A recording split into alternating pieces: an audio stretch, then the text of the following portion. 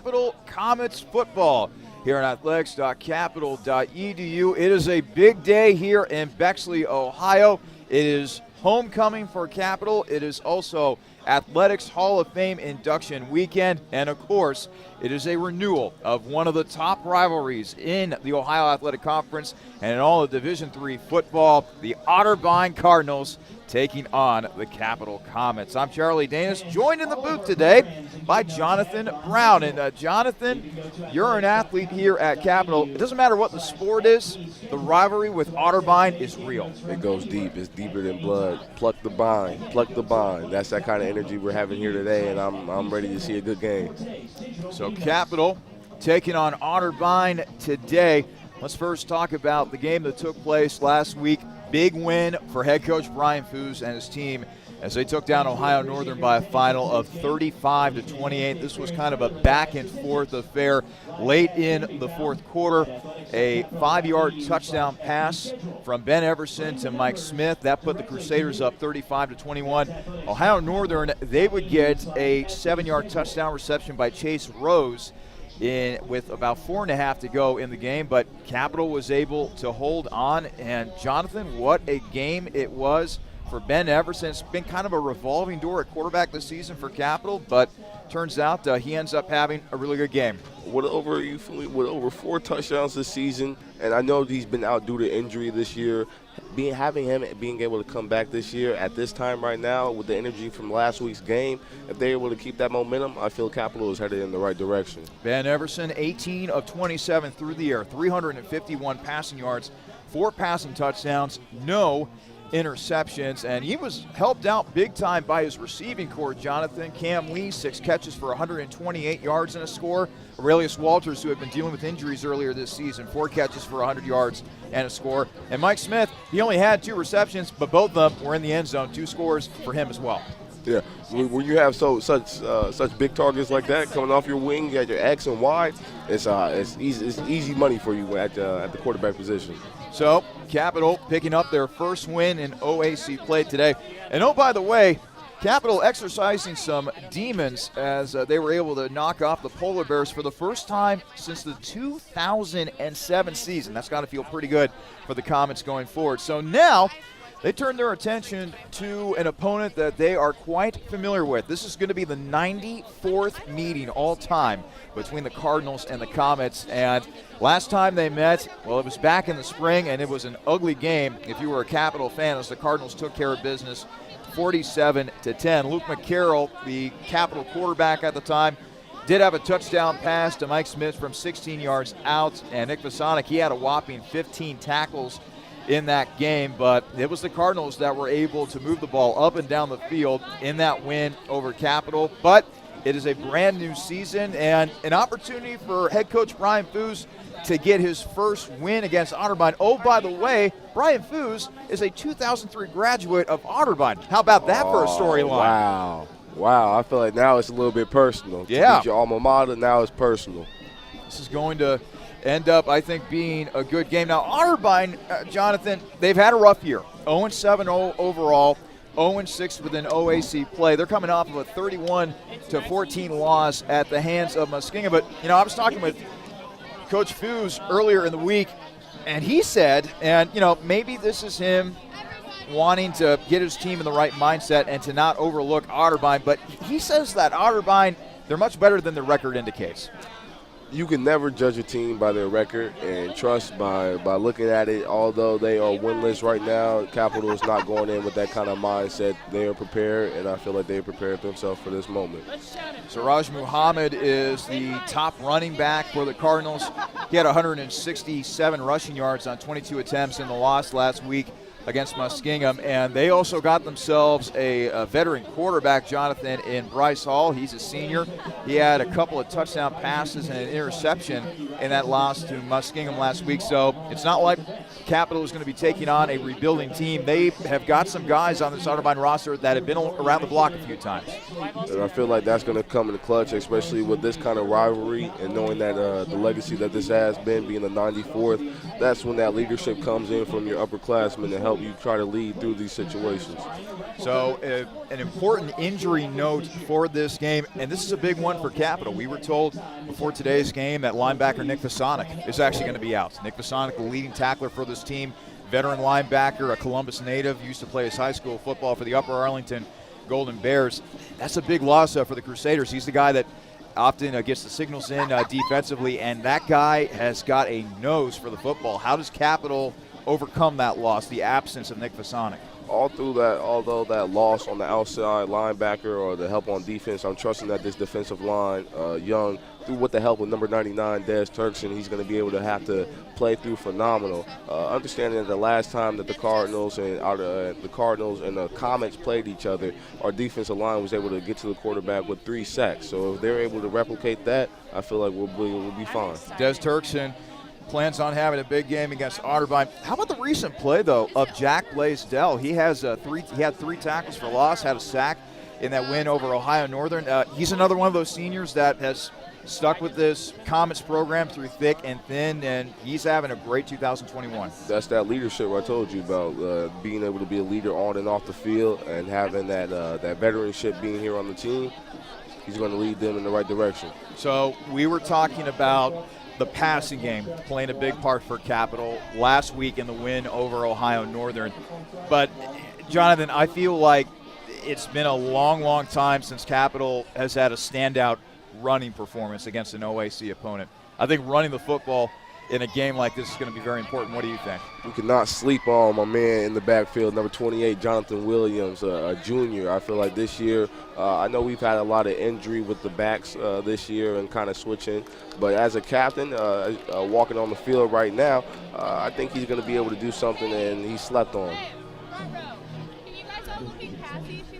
So Nick Vasonic actually joining Jonathan Williams out there on the field as they're getting ready for the opening coin toss. Let's talk about the weather a little bit, Jonathan. It's cold, a little drafty, a little bit of a wind as Otterbein is able to trot onto the field for the first time today. The good news is no rain. It's not expected to hit the area until sometime around 5 o'clock, 6 o'clock in the evening. So I think this should work to Capital's favor in that they want to keep that pass game going. They're not going to have to deal with a lot of the elements today as Capital takes the field for the first time.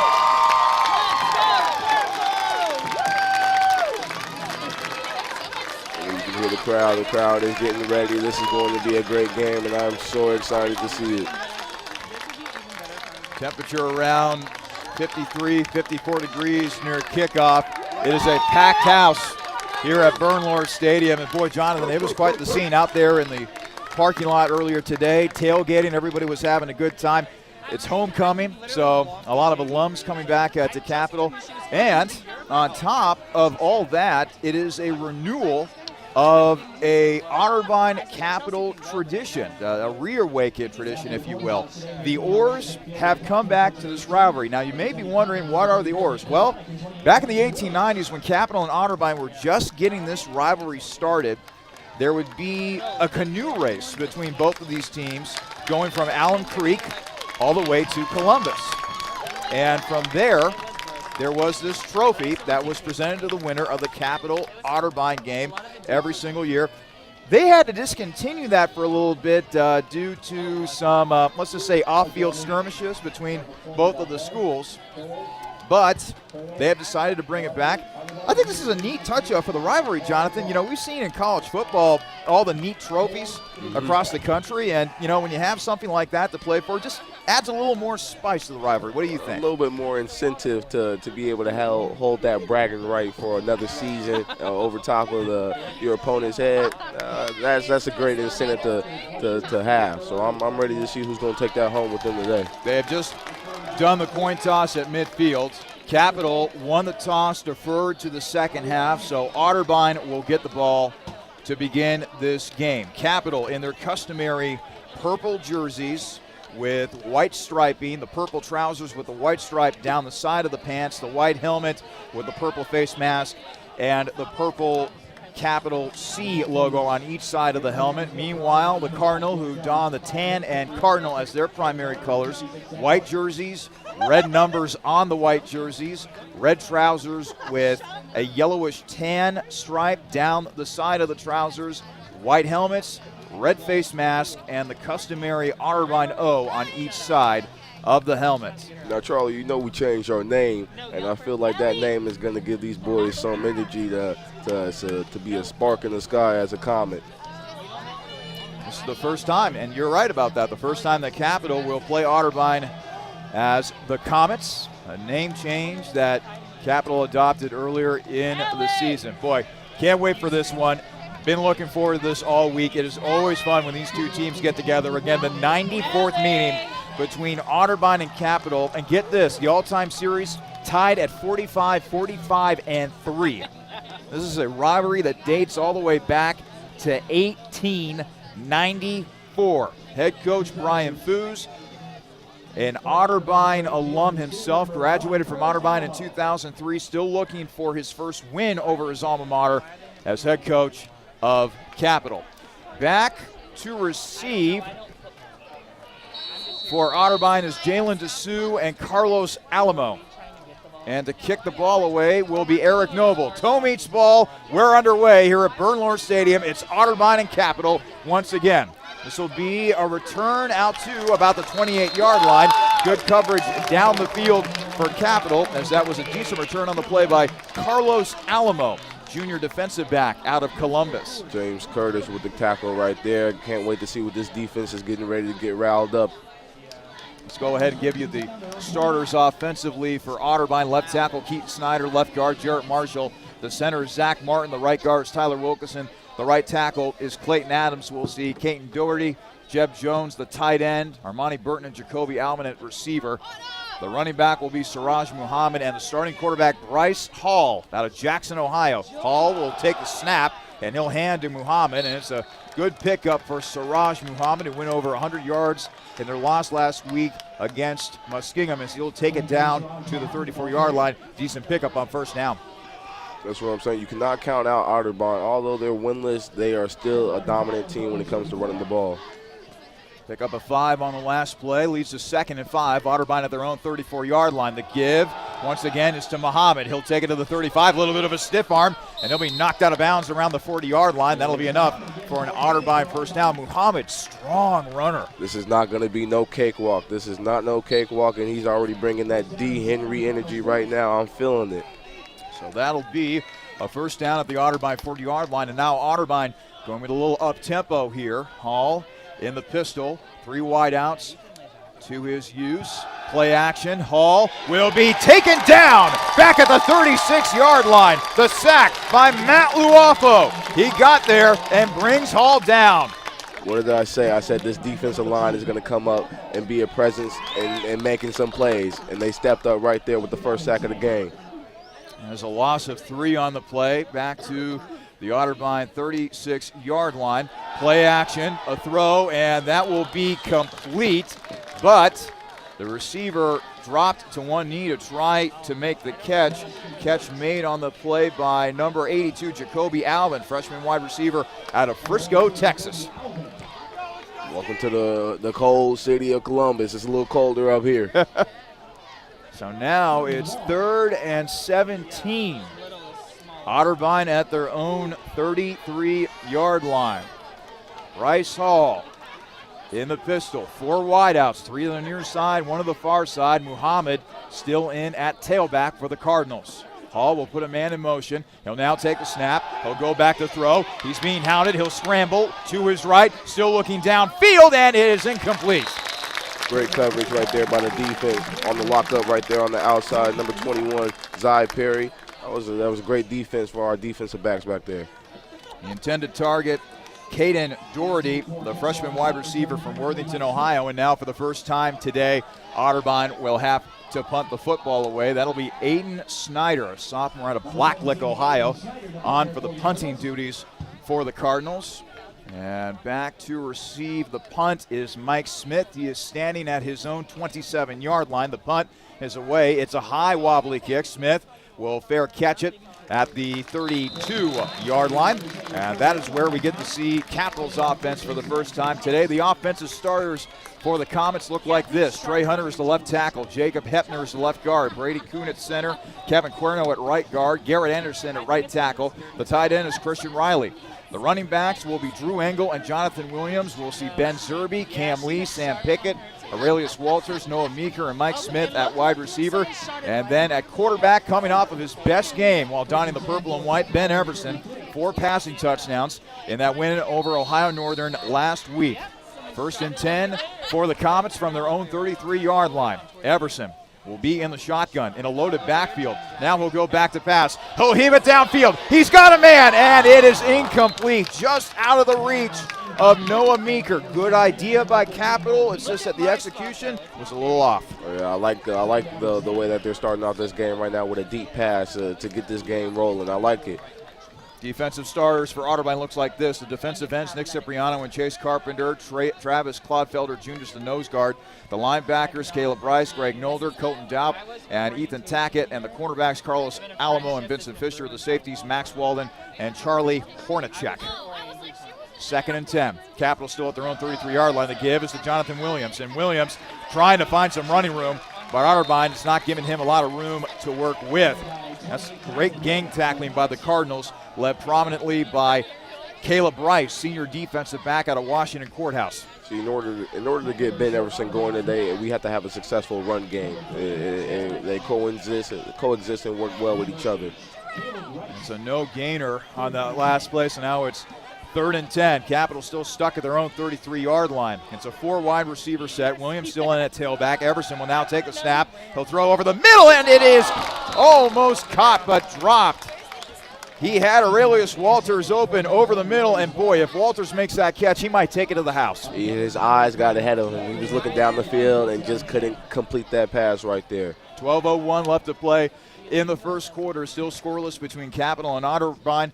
So now we've seen both offenses, one drive apiece, and now Capital will have to punt the football away. Cam Lee had a heck of a game last week, punting the football, averaging around 45 yards per kick, dropping a couple inside the 20 as well, as now a timeout is going to be taken by Otterbein. That's their first of the half. They will have 2 remaining. 12:01 left to play here in the first quarter. Capital and Otterbein scoreless.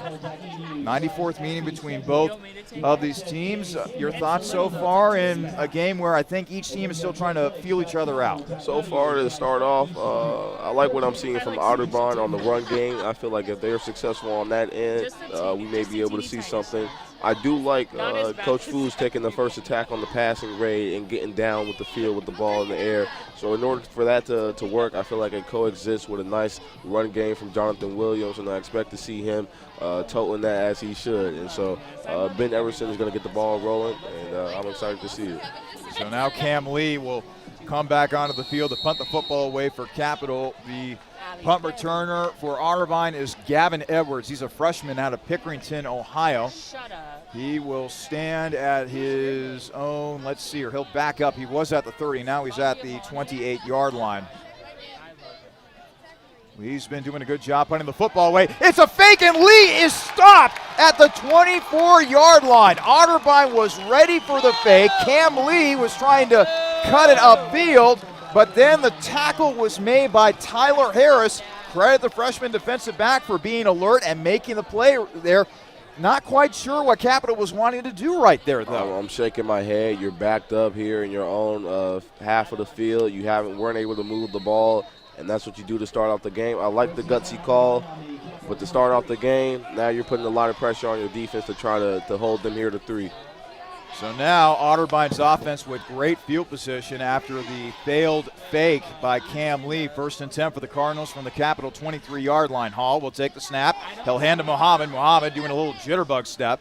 taking it inside the 20 up to about the 19-yard line. Let's go ahead and introduce to you the starters defensively for Capital while we have a moment. The defensive ends are Jack Blaisdell and Des Turkson. Kobe Swackhammer is the nose guard. The linebackers, James Curtis, Quentin Lott, Mike Luafo, and Matt Luafo. The cornerbacks, Malik Davis and Louis Hurston. And Chad Davis and Baylor Aparius are the safeties, as the pass play will be complete to about the 19-yard line. Making the catch for Otterbein was Tay Curley Johnson, a sophomore out of Tampa, Florida. Making that tackle is one of our young DBs right now. How do you feel we have a very young defensive back here with Malik and Zion? Oh, I'm a big fan of Malik Davis. He's made some big plays. Definitely some pieces to build around in that defensive secondary. So now an important 3rd down and 2. Hall will take the snap. He'll hand to Muhammad, but now flags are flying, and oh boy, this could be important here, as now a false start will be called against Otterbein, and now they have to back up 5 yards. Otterbein had a successful opportunity right here, and they're not doing well on their end. Let's turn up the volume a little bit. That was the call made by our head referee, Ted Sarama. So this will back things up a little bit. How does this change the play calling for Otterbein here in this spot? Well, now you had a 3rd, 2 simple conversion, and now you have to make a pass here on 3rd and medium, I'll say. It'll be 3rd and 7 after the penalty against Otterbein. The ball spotted at the Capital 20-yard line. Otterbein has got to get it to the 14 in order to convert. Hall with 3 wide receivers to work with, puts a man in motion, goes back to pass over the middle, and it is caught inside the 15, down to about the 14-yard line. The pass will end up being complete to Gavin Edwards, but he will be about a yard short. Decision time for Otterbein head coach Tim Daup. I'm going for it. That quarterback shows you right there, that leadership, that veteran right there, putting that ball in a tight window for his receiver to catch that. The Otterbein fans coming alive here at Bernlohr Stadium. So do the Capital fans. An important 4th and 1 from the Capital 14-yard line. Hall. Watch the RPO. I see that one-on-one matchup on the outside. Hall waiting for the snap. Now will take it. He'll run to his right. And the ball is dropped. And it's a fumble, and Capital recovers it. A miscommunication between Hall and Muhammad on the play, and it is picked up by Capital's Mike Luafo. So how about that? Moments after Capital fails on a fake punt, Capital is able to get the ball back by forcing a turnover on 4th down. We love to see it. The defense was able to capitalize on the play right there. That miscommunication between the quarterback and the running back. Just don't know what happened there, and the Capital was able to grasp and get on top of the ball. There was certainly some discombobulation between Hall and Muhammad that time as they were trying to go with a little pitch out to the side, but the problem is the ball never got to Muhammad. Let's see if Capital can capitalize now as the pass is incomplete. Again, good idea for Capital right there, but the execution a little lacking as the pass to Ben Zerby will be incomplete. Coach Foos, it seems like he's trying to get that pass game going, started right now early, and we love to see it. It's going to happen. I feel like it's going to click, just waiting on that right moment. Checking in for Capital offensively is Drew Engel, the redshirt freshman from Lorain, Ohio. He'll be the tailback in this particular formation for Capital. 2nd and 10. Capital at its own 19-yard line. 4 wide receiver set. Quick pass to Engel. Engel will take it to the 20, 25, 30, 35, and he'll spin his way across the 35 down to the 37-yard line. 1st down, Capital. Nice little swing pass to get the ball moving, keeps the chains moving. That's what we like to see. Fresh set of downs for Capital. 1st and 10 for the Comets at their own 38-yard line. 9:42 remaining in what has been a scoreless first quarter so far. Everson with 3 receivers to the far side, 1 to the near side. Engel still in at tailback. It's a pistol formation. They fake it to Engel. Everson running with it, 40, 45, all the way out to midfield. They'll actually mark him down at the 49-yard line, but still a pretty good scamper that time by Everson, who can make a play or two with his legs as well. Not afraid to put his shoulder down and go reach for them extra yards as well. Love to see it. Now, they'll give him a 1st down at the Capital 49-yard line. This time a 3 wide receiver set. Sam Pickett checks in for Capital, among others. Everson, meanwhile, will be in the shotgun. Jonathan Williams back in at tailback. Everson will take the snap. He'll hand to Williams. Williams cross midfield into Otterbein territory. He'll rumble his way down to about the 45-yard line of the Cardinals. As this drive continues for Capital, I like the mix of run and pass play so far. What did I say? I told you they got to coexist with one another, and once you get one moving, the other one just keeps going. Jonathan Williams, junior out of Ellesmere, Kentucky. He'll check back out. Back in comes Engel at running back. 2nd and 4 for Capital from the Cardinal 45-yard line. Everson in the shotgun. 3 wide receiver set. Everson will take the snap. They'll fake the toss. He'll now simply run forward and doing a nice job of just falling forward as he'll take it to the 41-yard line of Otterbein. That'll be another first down for Capital. Not afraid to use his legs. Do we have a dual threat quarterback right here? I think we do. Everson, sophomore quarterback out of Zanesville, Ohio. And another first down for Capital as they wait for the chains to get reset. Pickett's in there at wide receiver, as well as Mike Smith. Also in there is Ben Zerby, the freshman out of Bellbrook, Ohio, near the Dayton area. 1st and 10 for the Comets from the Cardinal 41-yard line. Everson in a pistol-like formation. It's a play action. Everson looking down the field, evades the rush, running to his right. Now he'll take off, 40, and he'll be pushed out of bounds at about the 36-yard line. Good job by Everson that time. Saw that nobody was really open downfield, so he picked up what he could. Like we said, Ben is capable of not only throwing that thing downfield, but using his legs to get the ball moving, and he is moving this ball from starting all the way down in his own territory. I like what I'm seeing. 2nd and 5. Capital now at the Otterbein 36-yard line as we approach 7.5 to play in the first quarter. Scoreless between Capital and Otterbein. Everson will take the snap, working with 4 wide receivers, throws over the middle, and is caught by Walters inside the 20, all the way down to the 15-yard line. First down, Comets. That time, that connection right there, that matched up perfectly right there. Walters, junior, out of the gem city of Dayton, Ohio, attended Miamisburg High School back during his prep days, and good to see him back in the lineup. He's proven to be a useful slot receiver in the Capital passing game, and boy, this drive just continues to get better and better here for the Crusaders. 1st and 10 for Capital at the Cardinal 15-yard line. Everson will set up in the gun. Wide receivers bunch to the right.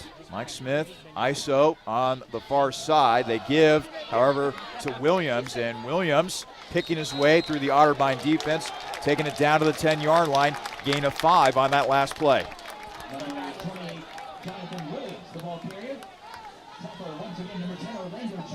So that'll lead to 2nd down and 5.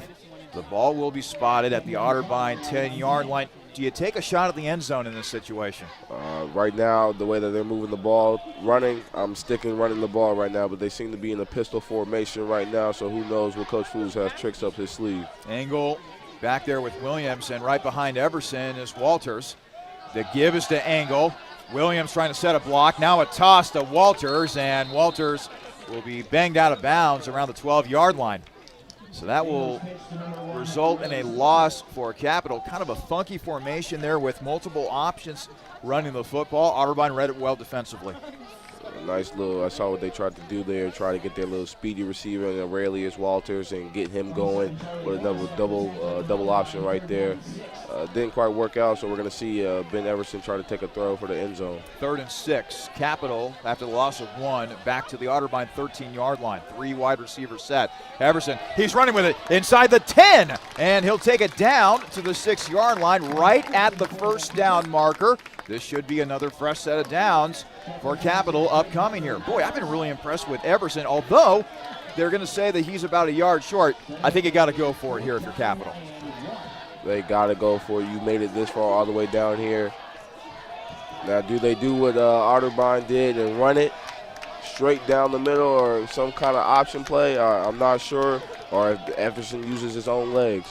The ball is spotted at the 7. Capital's got to get it to the 6 in order to convert. Everson will run forward inside the 5, in and down to about the 2-yard line.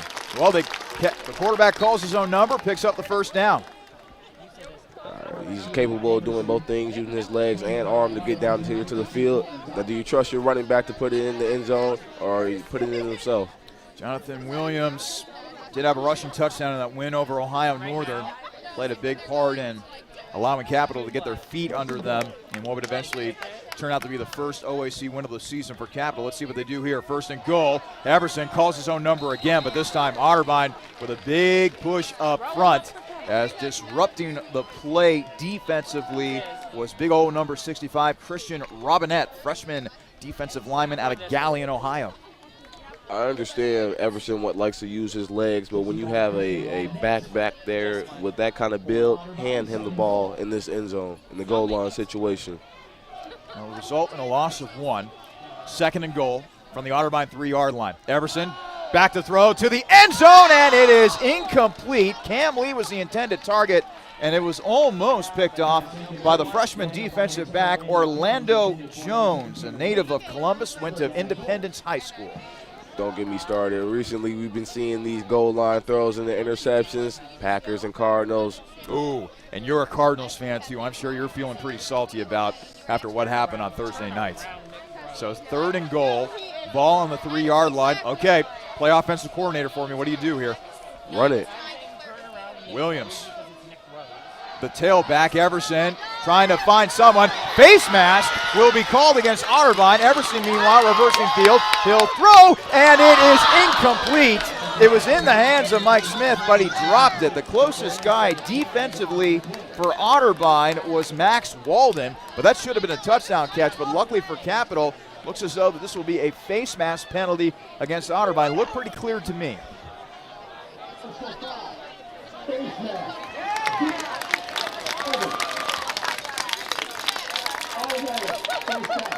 They get an opportunity here to restart and get another 4 downs to get the ball into the end zone. But Ben Everson right there on the play, being able to roll out and roll the opposite way and try to make a throwing touchdown right there to Michael Smith. So after the penalty, it'll be first and goal from the Otterbein 2-yard line. Williams and Engel both in at running back. They give it to Williams, and Williams will get into the end zone. Touchdown, Capital. What a start for the Comets. There's your man right there. Comets taking the lead right there with that first play and touchdown and the run in by Jonathan Williams. I told you it's that easy. With a running back with his build and size, all you have to do is handle the ball, and he'll do the rest. The junior from Ellesmere, Kentucky, gets Capital on the board for the first time today. And now on for the point after is Tyler Terrell, a freshman out of Grove City, Ohio. Right-footed kicker. Snap back, hold down, kick is up, and it is off the right post. It is no good. But the good news for Capital, they get on the board thanks to a 2-yard rushing touchdown by Jonathan Williams. Let's take a quick break. 3:50 remaining in the first quarter. It's Capital 6, Otterbein 0. This is your home for Capital Comets football, athletics.capital.edu.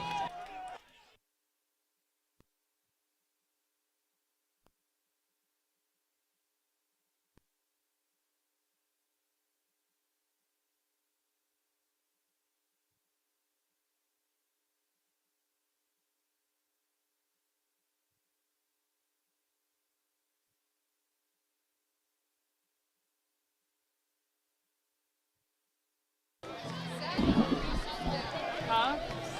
3:50 left to play in the first quarter. The score, Capital 6, Otterbein 0. Moments ago, junior running back Jonathan Williams scoring from 2 yards out on a run play. Unfortunately, the extra point missed by Tyler Terrell, but a productive drive nonetheless for the Comets. We love to see starting off with a turnover, a crucial turnover on the defense, stopping on 4th down and turning that into points. It's a great way to start off the game. So now the kick is away. Alamo will take it at the 21, 25, 30, and he will take it to about the 34-yard line. They'll actually mark him down at the 35. And now decent field position upcoming here for Otterbein. So Otterbein's offense, last time they were out onto the field, they had great field position coming off of a failed fake punt by Capital. But on a 4th down play, while they were trying to run an option run play to the outside, a fumble occurred, Capital pounced upon it, and then they were able to turn that into points. That's where we stand right now, 6-0 in favor of the Comets. 3:43 left to play here in the first quarter. as Muhammad checks in at running back, 3 wide receiver set. It'll be a give to Muhammad. Muhammad to the 25, and he'll be tackled at the 37-yard line. It'll be a gain of 2 on the play. Muhammad, a junior out of Whitehall, Ohio. Went to Whitehall Yearling back during his prep days. And Otterbein going with a little bit of up-tempo here now. 2nd and 8. The Cardinals at their own 37. Hall will take the snap. He'll heave one down the field. Got a man. It's caught at the 25, inside the 20. 15, 10, 5. Touchdown, Otterbein. The catch made by Caden Doherty, freshman wide receiver out of Worthington, Ohio. Otterbein takes a shot, and it pays off. That's freshman on freshman crime right there. 21 on 21. 2 young players, and just being able to get burnt coming off on the edge, running that route right there. His quarterback Bryce Hall saw him and was able to turn that into a touchdown. And so now Otterbein will look to take the lead here as the extra point was missed by Tyler Terrell following the touchdown run by Jonathan Williams. On for the point after for Otterbein. And the kick is good and knocked through by number 89, Tanner Pope, a freshman out of Pickerington, Ohio. We'll keep things right here at Bernlohr Stadium. 3:05 to play in the first quarter. Otterbein 7, Capital 6. Listen, coming into this game, we figured that the passing game would prove to be pretty big, although on the last Capital offensive drive, I was really impressed with the running ability of Ben Everson, keeping that drive going. Yeah, it showed that he is more than just being able to just throw that thing, and he was able to run, use his legs to evade, and make some plays for his team. But he has to be willing and trust his backs. I know as a quarterback you're capable of doing all things, but trusting your running backs. So let them help you out here. He'll officially go down, by the way, that last scoring play for Otterbein, a 63-yard touchdown reception by Caden Doherty. So a 7-6 lead for Otterbein with 3:05 left to play in the first quarter. Declan Farrell, sophomore kicker out of Dublin, he'll kick it deep. And now it'll be taken at the 5, 10, 15, 20, 25, 30. And knocked out of bounds around the 33-yard line, but then a flag is thrown. A decent return on the play by Sam Pickett, senior wideout out of Cincinnati. We're going to get a legal block. Or is this on the return team?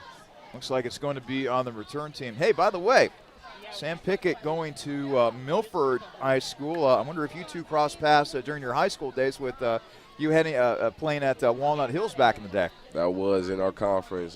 That's throwback memories. 10-yard penalty, first down Capital.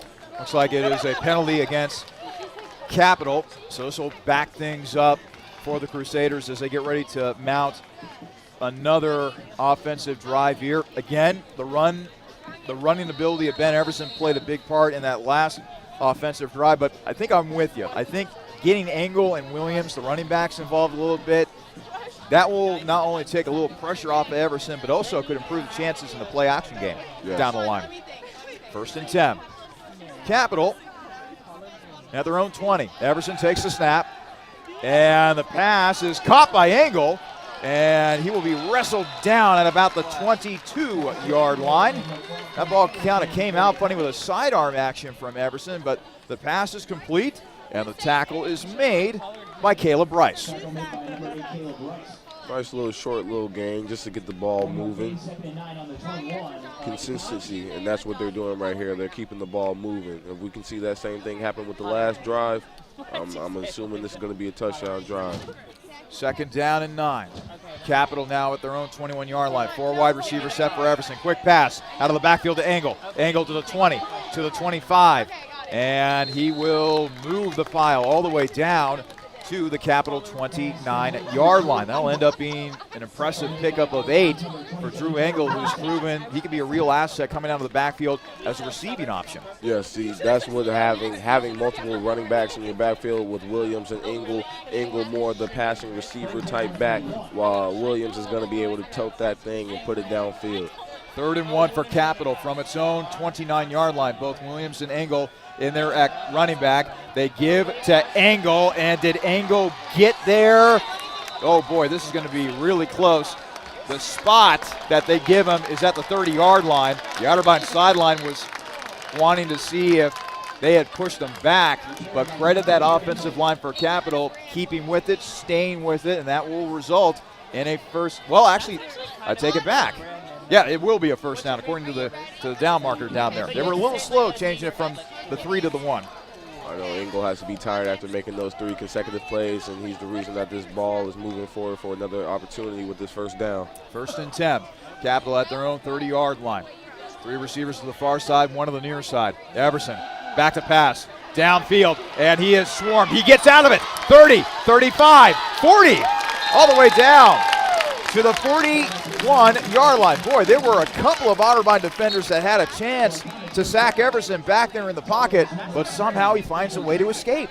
You see he's looking down the field. He's looking at his option, his X, his Y, his Z. Nothing's there. The defense is coming pressure, and he's able to use his legs and pick up more yards to gain the first down. 1st and 10. Capital now at their own 41-yard line. 46 seconds and counting here in the first quarter. Otterbein leading Capital by a score of 7-6. Everson trying to set up a screen. Lee with a spin move, and he'll take it inside Otterbein territory after doing a couple of twirls down to the Cardinal 49-yard line.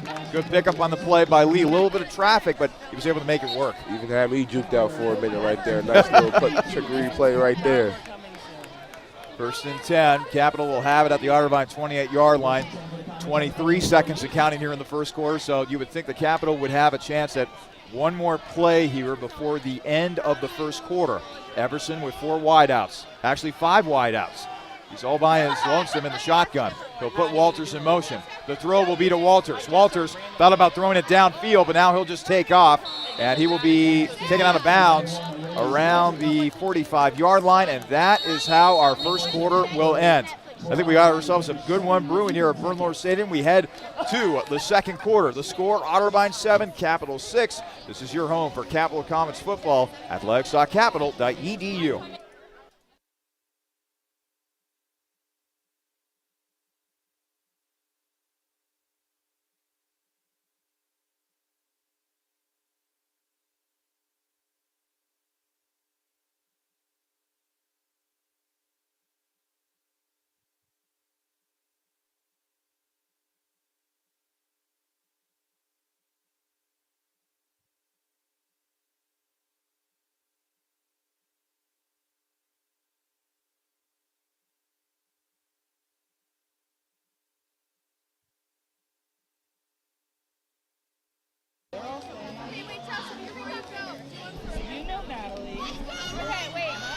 Back here at Bernlohr Stadium as we're getting set for second quarter action. Otterbein leading Capital 7-6. A quick check of some scores around the Ohio Athletic Conference.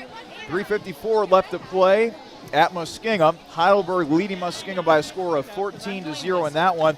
And the same score in the Marietta Bowen-Wallace game. The Pioneers leading the Yellow Jackets in that one 14-0.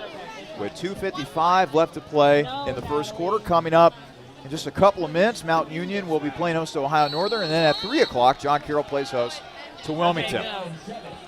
Meantime, Capital facing a 2nd and 7 from the Cardinal 45. They give us to Williams. Williams across the 45 down to the 41, so that'll be a pickup of 4 on the play for the big man Jonathan Williams, who has a rushing touchdown already in this game. 3rd and short situation. Do you stick with the run game? Do you try to go with the bubble screen here? What do you do on 3rd down? I'm sticking with the run game, but right now we see Jonathan Williams limping off the field as Engel comes back in, so it's questionable right now. That's not looking so good on my part. So Williams going to get checked out there on the sideline, get a chance to recuperate. Meantime, 3rd and 3 for Capital from the Cardinal 41. Engel in a tailback, a receiver to each side of the field. Everson takes a snap. He'll throw, and it is incomplete off the hands of Mike Smith that time. In on the coverage for Otterbein was Vincent Fisher, freshman defensive back out of Springfield. And now Capital will come out to punt the football away. And it's been kind of a rough start to this game for Mike Smith. He's had a couple of chances early on in this game, but just hasn't quite been able to reel it in. I'm questionable right here with this punt right now. If you were able to go for a fake punt in your own territory, I'm going for it right now. Well, Cam Lee is lining up for a punt right now. Orlando Jones is back to receive for Otterbein. Cam Lee will punt this away, and Jones will fair catch it around his 12-yard line. So kind of works out for Capital in that situation that they're able to pin them back inside the Otterbein 20-yard line. Taking a look at the stats here real quick. Siraj Muhammad, 17 rushing yards for Otterbein. Ben Everson, 41 rushing yards in that first quarter alone. He turned in a good performance running the football so far for Capital. Bryce Hall, 4 of 5 through the air for 74 yards and a score. Everson, meanwhile, 6 of 10 for 63 yards. We're seeing Everson use his legs more this game, and he's doing whatever is necessary to do to win the game. First and 10 for Otterbein from their own 15. Hall will hand off to Muhammad, and Muhammad is promptly wrapped up. That'll go down as a no gain for Muhammad, and good sportsmanship exhibited by Matt Luafo after he brought him down to the turf. He helped him back up, senior out of Miamisburg, Ohio. Jack Blaisdell was able to get there and make that first connection right there to make that tackle on the play right there. That's that defensive line stepping up, doing what they have to do to give some pressure on this quarterback. Second and 10. Otterbein at their own 15-yard line. Hall with a 4-wide receiver set.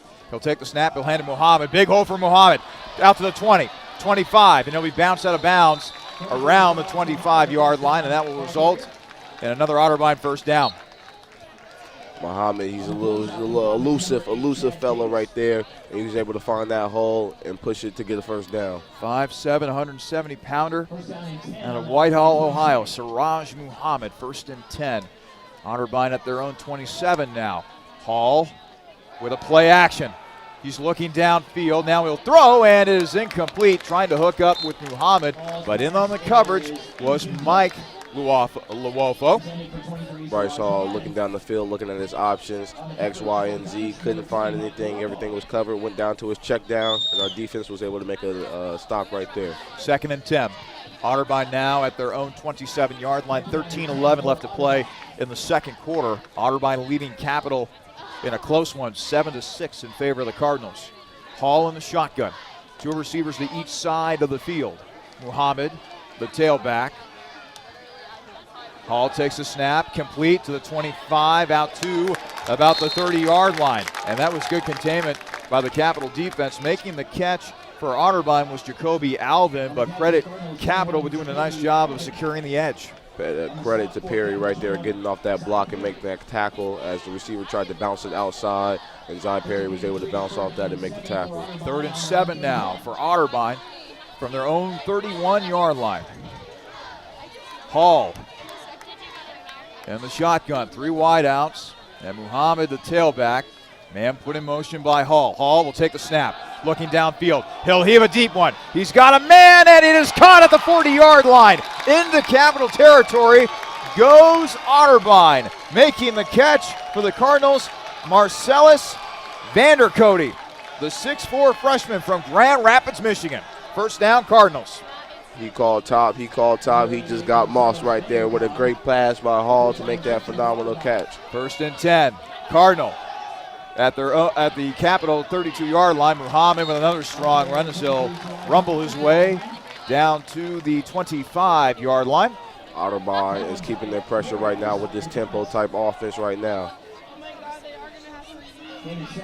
Hall will set up in the pistol on what will be a 2nd and 3. Otterbein at the Capital 25-yard line. 4 wide receiver set. Hall taking the snap. He'll look over the middle, and it is tipped up in the air, and he'll fall incomplete. He was trying to hook up with Vandercote once again, but that will go incomplete, and kind of had to hold your breath for a moment there because that might have been an interception opportunity. It was close. They had their eyes on making that tackle right there, so great job on recognizing that. But credit to the defensive line. I've seen Jack Blaisdell blowing up to the offensive line, making that gap and putting pressure on that quarterback to make that throw. So now it's 3rd down and 3. Otterbein at the Capital 25-yard line. The Comets need a defensive stand here. Hall with 3 wideouts. Muhammad still in at tailback. And Hall is going to call a timeout. All right, so let's talk about this upcoming play here. We've seen Otterbein with success, particularly with the deep ball, but now it's a 3rd and short situation. We know about what Muhammad can do, particularly between the tackles. What does Capital need to look out for here on this upcoming defensive play? Well, what we've seen what Otterbein has done, they like to go to the option and bring it out to the outside wings, or whether the right or the left, don't know which way it's going to go, but they like to do a little trickery option, so watch out for that. I'm not trusting that they're going to throw the ball, but if they are, they're looking for his tall receiver, Vanderdoot. And if Hall taking that veteran leadership, I've seen he's able to put the ball in tight windows when provided with time. So if given time, I say you take a nice little throw to get the first down and get a completion. 11:43 left to play in the second quarter. Otterbein leading Capital 7-6. We're getting ready for a 3rd and 3 from the Capital 25-yard line. Otterbein finds themselves deep in Capital territory thanks to a big reception made by Marcellus Vandercote, the freshman out of Grand Rapids, Michigan. He is set up on the far side, a 4-wide receiver set. Muhammad still in at running back. Hall in the pistol, awaiting the snap. He'll take the snap. He'll look. Vandercote makes the catch inside the 20. The tackle is ultimately made by Zy Perry, freshman out of Toccoa, Georgia, but another first down for Otterbein, and there's that short pass once again for the Cardinals. He backed up too far. He was worried about the touchdown and was willing to give up them short yards. So be on the lookout now that Otterbein is now in the red zone. They're going to try to hit you with a multitude of run and pass plays here. 1st and 10. Otterbein at the Capital 16-yard line. A pass play, end zone, and it is caught. Is he in bounds? Yes! Touchdown, Otterbein. Boy, a couple of really impressive catches on this drive by Marcellus Vandercote. This time he finds the end zone, and Otterbein is able to lengthen this lead. It's now Otterbein leading Capital 13-6 with the extra point pending. It seems like a little mismatch right there as his quarterback saw his 6'4" receiver in Marcellus and said, I'm throwing it up to you. Meantime, on for the point after is Tanner Pope. And the kick is good, but a flag has been thrown, and it looks like they are going to get Capital for an offsides penalty. I wonder if Otterbein is going to try to go for a 2-point conversion after that penalty, but it looks like they won't. They will just settle for the extra point.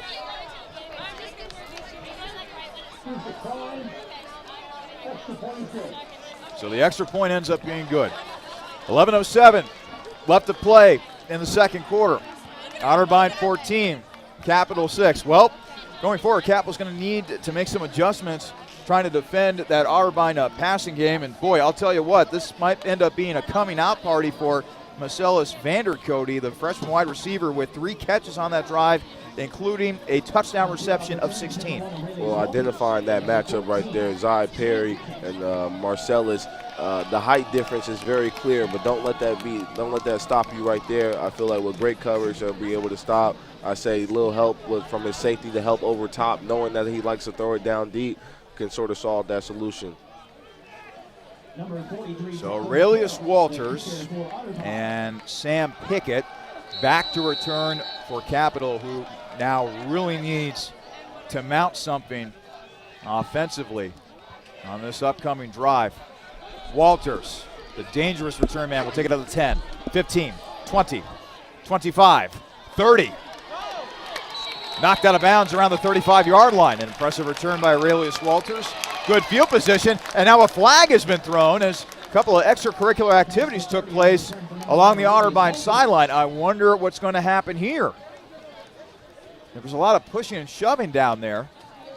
And now an important call-up coming here from our head referee, Ted Sarama. Let's listen in to Ted Sarama.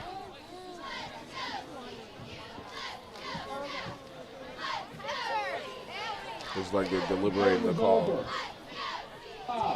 Unnecessary roughness. And the 41 of the kicking team. 16 yards. That shows you what team has discipline right there. You can't have that unnecessary roughness, late hit on the play. It shows you, although this is a rivalry, it's going to take discipline, and you can't have those mishaps right now. Justin Bartlett is the one who was whistled for the penalty on that play. So now great field position for Capital. They will have the ball at midfield. These are opportunities right here you have to capitalize on. 1st and 10 for the Comets. Everson with a 3 wide receiver set. Engel still in at running back as Jonathan Williams continues to get worked on the Capital sideline. Engel will pick his way across midfield into Otterbein territory down to the 47-yard line of the Cardinals. So that'll be a pickup of 3 on the play for the redshirt freshman from Lorain, Ohio. Now Sam Pickett will check into the game. They're going to take the tight end Christian Riley out of the game, the freshman out of Circleville, to get a little more speed out there as Engel will stay in at tailback. It's going to be 2nd and 8, so that was actually a 2-yard gain by Engel on the previous play. Pistol formation. Everson taking the snap, hands to Engel. No, Everson keeps it, and he'll take it across the 45 down to the 43. Faked you out right there. Yes, he did. Yes, he did. And if Engel had kept that, I think he would have had a lot of yardage to pick up there. But Everson doing his thing with his legs, and now a 3rd and manageable right here. Making the quarterback decision to keep it and try to gain with his legs. I mean, he is leading right now with 42 in the first quarter with rushing yards. So he's capable of doing both things, throwing and running. 3rd and 3. Capital at the Otterbein 43-yard line. Everson back to throw. And it is caught by Cam Lee inside the 40, down to the 47-yard line. Cam Lee had Carlos Alamo draped all over him, but somehow those strong hands is able to pluck the ball away from Alamo, and a big first down for Capital. And that right there is just hand strength right there. Trusting your receiver, putting it as far to his outside, and Cam was just usually able to use his strength right there to bring it in and get the first down. Everson will set up shop at the Otterbein 36-yard line. 1st and 10 for the Comets. Pickett put in motion. Everson will now take the snap. He'll now run with it. Still looking downfield. Gets out of it 35, 30, and he will be dropped down to the 26-yard line. Again, the scrambling ability of Everson playing a big part in this Capital offense today, and that's actually going to result in a Capital first down. Picking up a first down, using his legs. Being able to evade the defender and knowing when to get down and not try to get extra yards right there. That's a smart quarterback play right there. 1st and 10. Capital now at the Cardinal 26-yard line. 8:50 and counting in the second quarter. Otterbein up 14-6. Engel with a run, and he'll be taken down at the 24-yard line, so that'll be a gain of 2 for Drew Engel. So knowing that Jonathan Williams is down for the moment right now, we haven't seen him step back on the field. What does that do to the running backs, knowing that they are down as well in depth due to injury? Oh, it's going to be a heavy dose of Engel going forward at running back. I know that. And maybe more of an emphasis on the passing game going forward. It's a play action. Everson to the end zone, and that's over the head of Mike Smith. He had Smith in the end zone, but just a little too much on the pass that time, and now a 3rd and long situation upcoming here for Capital. Ben Everson, they're targeting him and Mike. They have that connection right there. He's targeting him, and it's just not matching up right now. So hopefully that connection will link up soon. 3rd and 8. Capital at the Otterbein 24-yard line. It's a 4 wide receiver set. Engel in at running back. Mike Smith, Aurelius Walters, Pickett on the near side. And Cam all by his lonesome on the far side. It's a fake. A toss to Walters. Walters knocked out of bounds around the 25. Just wasn't able to get the corner there like he wanted to. And now this brings up 4th down. Do you kick the field goal here? Do you go for it? What should be the decision-making process for Coach Foos? Honestly, right now, this is a hard man to read. I'm assuming he's going to try to go for it right now. Your kicker missed that extra point attempt, so now you're trusting your running back to get the job done and pick up the first down. It'll be 4th and 9. Capital at the Otterbein 25-yard line. 3 wideouts to the far side, 1 to the near side. Everson in the shotgun. Everson back to throw. Looking, scrambling, running around, running for his life. Throws. Cam Lee makes the catch inside the 5. He's still on his feet. And he is shuffling his way inside the 5 down to the 2-yard line. Man, that was a great play on multiple fronts. First off, Everson able to scramble around and keep time. And then how about the concentration by Cam Lee making the catch? That's trusting your receiver right there, knowing you have such a tall target right there, a physical receiver, and being able to just put it on him where he can put his hands on it. That's trusting your receiver and doing what you're supposed to do. They will officially mark Lee down at the 3-yard line. Boy, what a huge pickup that is on 4th down. Let's see if Capital can now turn this into points. Everson back to throw to the end zone. Incomplete, over the head of Mike Smith as he was trying to hit him near the back pylon on the near side. And it'll bring up 2nd down. Well, when you have, looking at Otterbein has number 28, Tyler Harris, a freshman DB, 5'10", on a big figure such as Michael Smith. Everson is trying to hit him up, and this is the area to do it in the red zone on a short stop fade. But now we're setting up with dual, both Cam and Mike outside on the left. And Jonathan Williams back in at running back as well. Good to see him back in there. Everson, meantime, in the shotgun. He will run it himself, going towards the goal line. Is he in? No, they'll say he'll be down at the 1-yard line. Came very close to getting in, but they will mark him down at the 1-yard line. Crucial 3rd down upcoming here. They tried to get that extra push. Everson tried to get that extra push in there, just short. I say you do it again. Definitely helps that you have Jonathan Williams back there at running back, but with the way that Everson has been running the football today, Everson so far, 55 rushing yards. Does he call his own number? Does he give it to Williams? That's going to be the big question. Williams already has 1. Let's make it 2. The give is to Williams. Williams towards the goal line, and he is stopped short at the half-yard line. This will bring up 4th down. Excellent surge up front by Otterbein's defensive line. I think you have no choice if you're Capital here. You got to go for it, and you got to show the Cardinals that you can run the football and beat them at the line of scrimmage.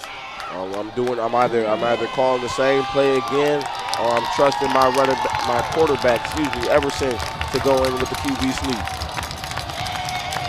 4th and goal from the half-inch line. Everson in the shotgun. 2 wideouts to the near side. The give is to Williams. Williams trying to push in, and he's got it. Touchdown, Capital. Jonathan Williams went right up the left guard. They were able to push him into the end zone. His 2nd rushing touchdown of the day. Yeah, I said we're going to do it again, and they were able just to hand it off to your running back. Trust your running back to go in there and get those tough yards. So now that makes it a 14-12 game, and the Capital offense will stay on the field as they will now attempt a 2-point conversion. I don't like the way you're seeing how Jonathan is walking on that leg. And it seems like he's in pain, but being able to fight through that pain and get some points on the board for the team shows determinants and the character of the player he is. So now, Capital getting ready to attempt a 2-point conversion. Remember, on their first touchdown scoring drive of the game, the extra point was missed by Tyler Terrell. So Capital will look to tie this game up with a 2-pointer. Everson will set up in the shotgun. 2 receivers to the far side, and both Williams and Engel in at running back. Everson with the snap. Looking, still looking, trying to get out of trouble. Everson running to his left. He will throw, and it is caught by Cam Lee. Again, the scrambling ability by Everson pays off big time. And Cam Lee, after making a big catch on 4th down, makes another big catch for a successful 2-point conversion. That's called trusting your receiver right there. He is a tall, physical receiver, and he saw evasiveness of Everson being able to just throw it, and trusting Cam is going to be able to come down with it. Let's take a quick break. 5:10 remaining in the 2nd quarter. Capital and Otterbein tied at 14. This is Capital Comets football.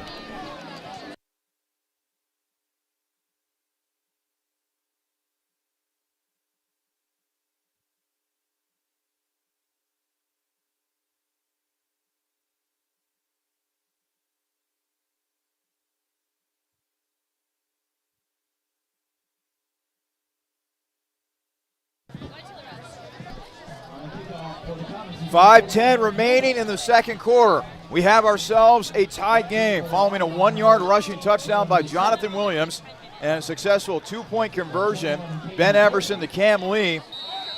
Tied at 14 between the Comets and the Cardinals. Noble with the kick.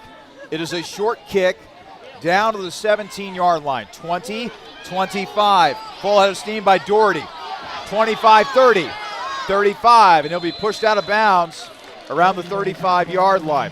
Boy, going back to that drive, however, for the Comets, how big was Cam Lee on that drive in particular? Cam Lee coming in crucial on that third down conversion, being able to get there, and now coming in with the 2-point conversion as well. That's that quarterback connection. I know Everson is trying to connect with Michael Smith, but knowing that you have Cam Lee on the opposite side with physical traits and being able to be that physical and knowing he's going to come down with the ball, can't get no better than that. 5:01 remaining in the second quarter. Capital and Otterbein tied at 14. Let's see what the Cardinals do here offensively. They'll have it 1st and 10 at their own 36-yard line. Hall takes the snap, and he will hand, looks like to a new running back. Muhammad is out, and it'll be a tackle, and a ball is loose, but they will say that a Jay Cody, freshman out of Cleveland, was down on the play, but it looked like the ball squirted loose at that last moment. Sigh of relief for the Cardinals, as they'll still have it at their own 36. So Muhammad out for the first time today. Cody's still in at running back. Hall, the quarterback, in the pistol. He'll take the snap. He'll throw, and it is complete to the 40-yard line. Fighting for those extra yards right there with the catch on the play, number 9, Armani Burton. See, it seems like the Cardinals have a lot of tall receivers as well as do the Comets, so it seems like they're going to be using their height to their advantage in this game. Burton, a 6'2", 200-pound sophomore from Cleveland, former product of Holy Name High School up in the Northeast Corridor. So now it's 3rd and 3. Otterbein at their own 44-yard line. 3 wide receivers set. Cody still in at running back. The give is to Cody. And Cody will be bushwhacked at the 44-yard line. That'll be a no gain on the play. Did you notice the awkward handoff to Cody at the beginning of that play? It seemed like some miscommunication, and understanding that Cody is a freshman, it may seem like he may not have a lot of time working with Hall. And so that kind of, you see that right there. It kind of made the play a little slower developing than it needed to be. And that might have aided Capital right there as they get a big stop on 3rd down. So now, on to punt the football away, Aiden Snyder. Mike Smith standing at his own 16. Snyder will get it away, and Smith will stay away. This will take an Otterbein roll inside the 15, and they will down it, looks like, at the 12-yard line. It seemed like the ref wanted to blow the whistle before the play had started. And there's a flag actually back at the Otterbein 43-yard line. A discussion being had by the head referee, Ted Sarama, and his crew. And I think this might be coming back. I think Otterbein is going to have to re-kick it. Illegal motion, I'm assuming. There was a receiver that came across the field on the play. You heard it from the ref, illegal shift. Right there, the receiver was coming in. The gunner was coming down on the opposite side. Wasn't set. The punter went ahead and kicked it anyway. So a redo for both Snyder and Smith. Smith will now move up to his own 25-yard line. And now there are whistles everywhere as we're still trying to get things sorted out. They had the ball at the wrong marker. They now put it at the correct marker, which is the 39-yard line following the 5-yard penalty. Mike Smith down in return. I know he's ready to get active. Standing at his own 24. Snyder waiting for it from his own 25. Snyder with not his best punt. This is a high wobbly kick that is going to bounce out of bounds around the Capital 36-yard line. That had a lot of topspin on it, and if you were working on your wedge on the golf course, that might have worked out pretty nicely, but not on a punt. So now great field position for Capital. 2:49 left to work with here in the first half, and they have all 3 timeouts to work with as well. And with that, knowing that they have all 3 timeouts, there's no need to push it at a 2-minute drill. They're going to go at their tempo and their pace. I'm assuming they're going to start off small right here with Engel, a nice little short pass to get the ball moving. 1st and 10. Capital will officially have the ball at their own 36-yard line after the less than impressive punt by Aiden Snyder. Everson with a play action, trying to look downfield, and he'll be taken down, but a flag will come out, and I think this is going to be a face mask penalty against linebacker Ethan Tackett. So Capital might be catching a break right here. Going to have to officially check the call from Ted Sarama, but I saw that flag fly in immediately. Seems like Otterbein, their defensive line, was able to close in and collapse on Ben Everson because they know if they can't contain him, he is out and he will run.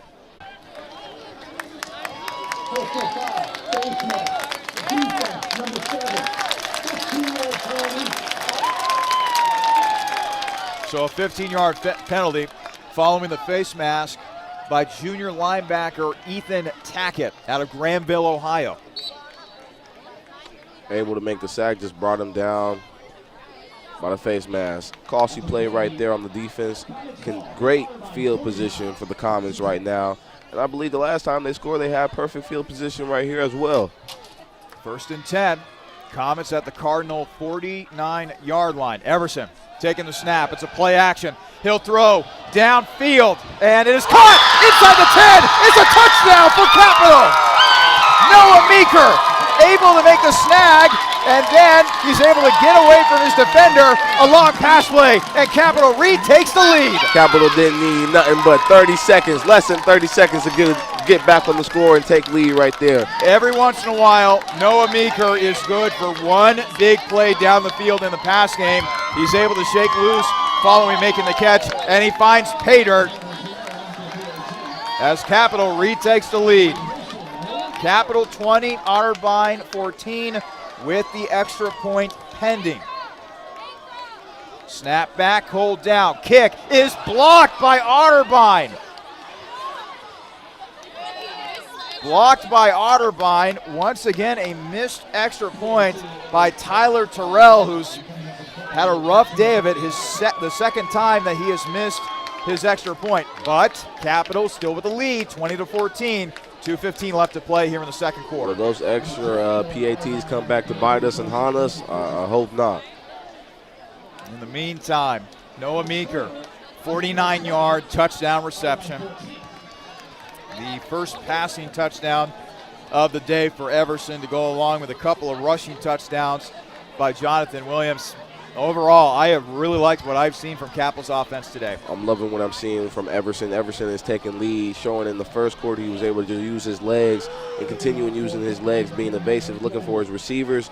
This quarter we've seen him make crucial throws, and he made a great throw right there to Noah Meeker to match up right there for that touchdown. Ben Everson now 9 of 16 through the air, 141 passing yards, 1 passing touchdown. His long, the 49-yarder moments to go to Noah Meeker. Again, Jonathan Williams with a couple of rushing touchdowns on the day to go along with 17 rushing yards. Everson also has 57 yards on the ground. And 4 different receivers have caught at least 1 pass for Capital today. And so now the kick is away. Back to Otterbein offensively to the 25. And that will be about it for Caden Doherty, who already has a receiving touchdown in this game for the Cardinals. Now, Otterbein, they got 1 timeout remaining. They got 2:08 to play here in the first half. We've already seen in this game, they know how to stretch the field. They know how to make big plays in the passing game. They know how to using their quick tempo. We've seen that earlier in the game so far. Seeing that, I hope to see Muhammad back out here. And I think that is Muhammad taking the field, as they had the rookie, the freshman RJ Cody earlier. So now it seems like Hall will have that chemistry back with his back. Siraj Muhammad, meanwhile, checks back in at running back after we saw Cody on the last offensive drive for Otterbein. The pass is away, and it is caught. Caught by Tay Curley Johnson, the sophomore out of Tampa, Florida. And only a minimal gain on a play to the near side for the Cardinals. Pick up a 2. Leaves a 2nd down and 8. The ball now at Otterbein's 28-yard line as we officially take under 2 minutes to play here in the second quarter. Capital holding a 20-14 lead over the Cardinals. Hall with the pass, complete to the 35, now down to the 36-yard line. The catch made by Jeb Jones, senior tight end out of Cold Grove, Ohio.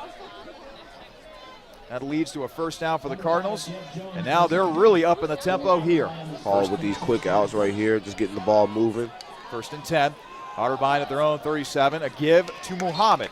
He promptly takes it to the 40-yard line. Pick up a 3 on the play for the junior running back out of Whitehall. Good to see the back in the game now. Hall has somebody he can count on and trust just to watch out for that dual threat run game. 2nd and 7. Otterbein at their own 40-yard line. A man put in motion in a 4 wide receiver set. Hall taking the snap, throwing, complete, out to midfield. A missed tackle into Capital territory. 45-yard line. And that is Marcellus Vander Cody right there.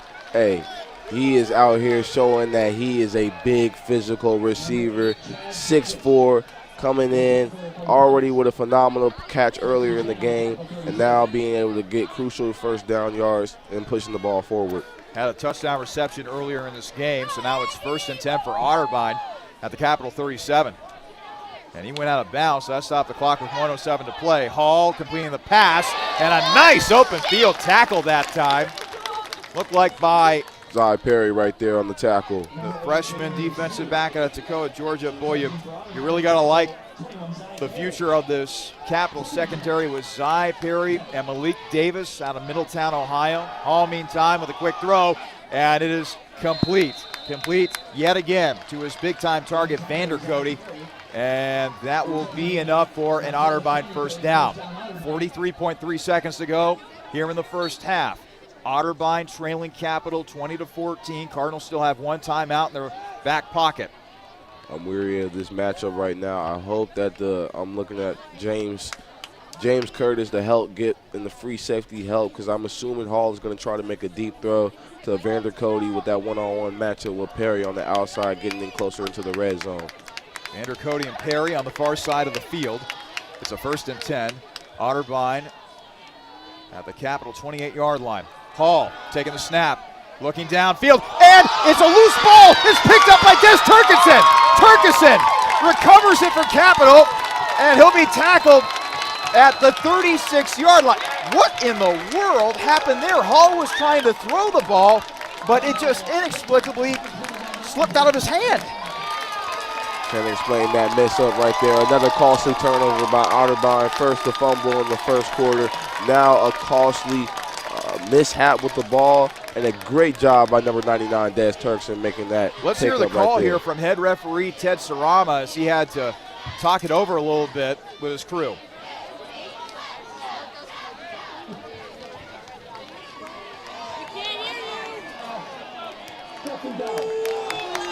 Turns out that Otterbein will keep possession. It will be ruled an incomplete pass. I thought his arm went forward, but still just a very bizarre looking play in that Hall looked like he was winding up, trying to throw the ball down the field, and it just simply slipped out of his hands. It did seem as if he was clocking back to let it loose, and the defense was able just to make a stop right there. And now more whistles, more discussion with Ted Sarama and his crew right here back at the Capital 35-yard line. As it stands right now, it's 2nd and 10. Otterbein at the Capital 28-yard line. Resetting the game clock, giving Otterbein some more time here. 42 seconds have now been put up on the clock after getting everything sorted out. Still 1 timeout remaining for Otterbein. Capital leading Otterbein 20-14, but the Cardinals are making a late drive here. A 4 wide receiver set. Hall, back to pass, heaves it, and it is caught by Vander Cody inside the 20. He'll be pushed out of bounds by Perry around the 18-yard line, and another first down for Capital. You got to give Otterbein credit. They're executing this hurry-up offense very well. Now inside the red zone, they're now clocking down. I'm telling you to watch out for that matchup. He's going to look for Vander Cody again. 1st and 10. Cardinals at the Comets 17-yard line. Hall back to throw once again, and it's caught over the middle. The catch made by Jalen DeSue, freshman wideout out of Tampa, Florida. And now the timeout will be taken by the Cardinals as that pass happened over the middle of the field. Still plenty of time for Otterbein. They got 32 seconds to work with. Quick, nice little slant right there to pick up a nice yards to get them set up. Closer into the red zone territory right now. Now the question is, with Hall, do you throw it to your big man? You throw a nice little quick out. Now you use your last time out. What are you going to do now? You got a lot of options to work with. They'll be facing a 2nd and 4 from the 11-yard line. I don't think you have enough time to try to pop a run as a surprise against the Capital defense. I think going forward, the Cardinals are going to have to throw the ball. Would you agree? I would agree, but our defensive line here is getting pressure to Hall, making it difficult for him. He's got to be quick with his throws. He's very decisive, and he's not really getting the time that he really needs. Our defensive line is getting pressure with Turkson and Blaisdell, getting in there quick and allowing some confusion for Hall, making it difficult to make those throws. So 2nd and 4 for the Cardinals. The ball spotted at the Comet 11-yard line. The crowd really starting to get into it now. 32 seconds remain in the first half. Capital leading Otterbein 20-14. Hall in the shotgun. 3 wideouts to the near side, 1 to the far side. Muhammad in a tailback. Hall will go back to pass once again. He'll scramble to his right. It's caught at the 10-yard line, and the catch is made by Tate Curley Johnson. So now Otterbein's really going to have to hurry here as the clock will continue to run. Curley Johnson, who comes up limping, wasn't able to get out of bounds. 13 seconds, 12 seconds. Hall's got to get a play in here. They tick under 10 seconds. And now a timeout's going to be taken by Capital. Questionable move right there. Otterbein was not set nor ready. Why the timeout right there to give him more time to find the right play to execute? Stops the clock at 8.4 seconds. Well, I could see why Coach Foos called a timeout. There's chaos going on with the Otterbein offense, but there's also chaos going on with the Capital defense as well in that spot. You can't fault the coach for wanting to just settle the guys down, trying to figure it out, because really in that situation, anything could happen. A weird, fluky play, somebody might be caught out of position. So I think Coach Foos was just wanting to calm things down a little bit and just get a game plan going forward. That's good on calming down on our part, but now we just gave the Cardinals an opportunity to grasp themselves and get their situation together on how they want to execute. This is a very crucial 3rd down right here in the red zone right now with 8.4 seconds left on the clock in the first half. 3rd and 2. Otterbein at the Capital 9-yard line. You would think that on this play, Otterbein would try for a play in the end zone. But we'll just have to see. Hall will set up in the shotgun. One-on-one matchup on the outside. Vander Cody against Perry. Hall looking to Cody, and it is incomplete. The pass battled away at the last moment by Perry, and also flashing into the play late, Chad Davis, senior safety. Stops the clock. 4.3 seconds to go. It's 4th and 2. And look at this, Otterbein going for the field goal. Kind of surprised that they're not going for it, to be honest with you. Going into the half, I'm going to take the points that I can take. So making this 3 right here. No pressure as we have kicking the ball. Tanner Pope. It's at the 9-yard line, and now a timeout's going to be taken by Capital as they attempt to ice the kicker, Pope. So if this ball is spotted at the 9-yard line, add 10 yards to that makes it 19, another 8. So this will be about a 28-yard field goal, basically a chip shot for Pope.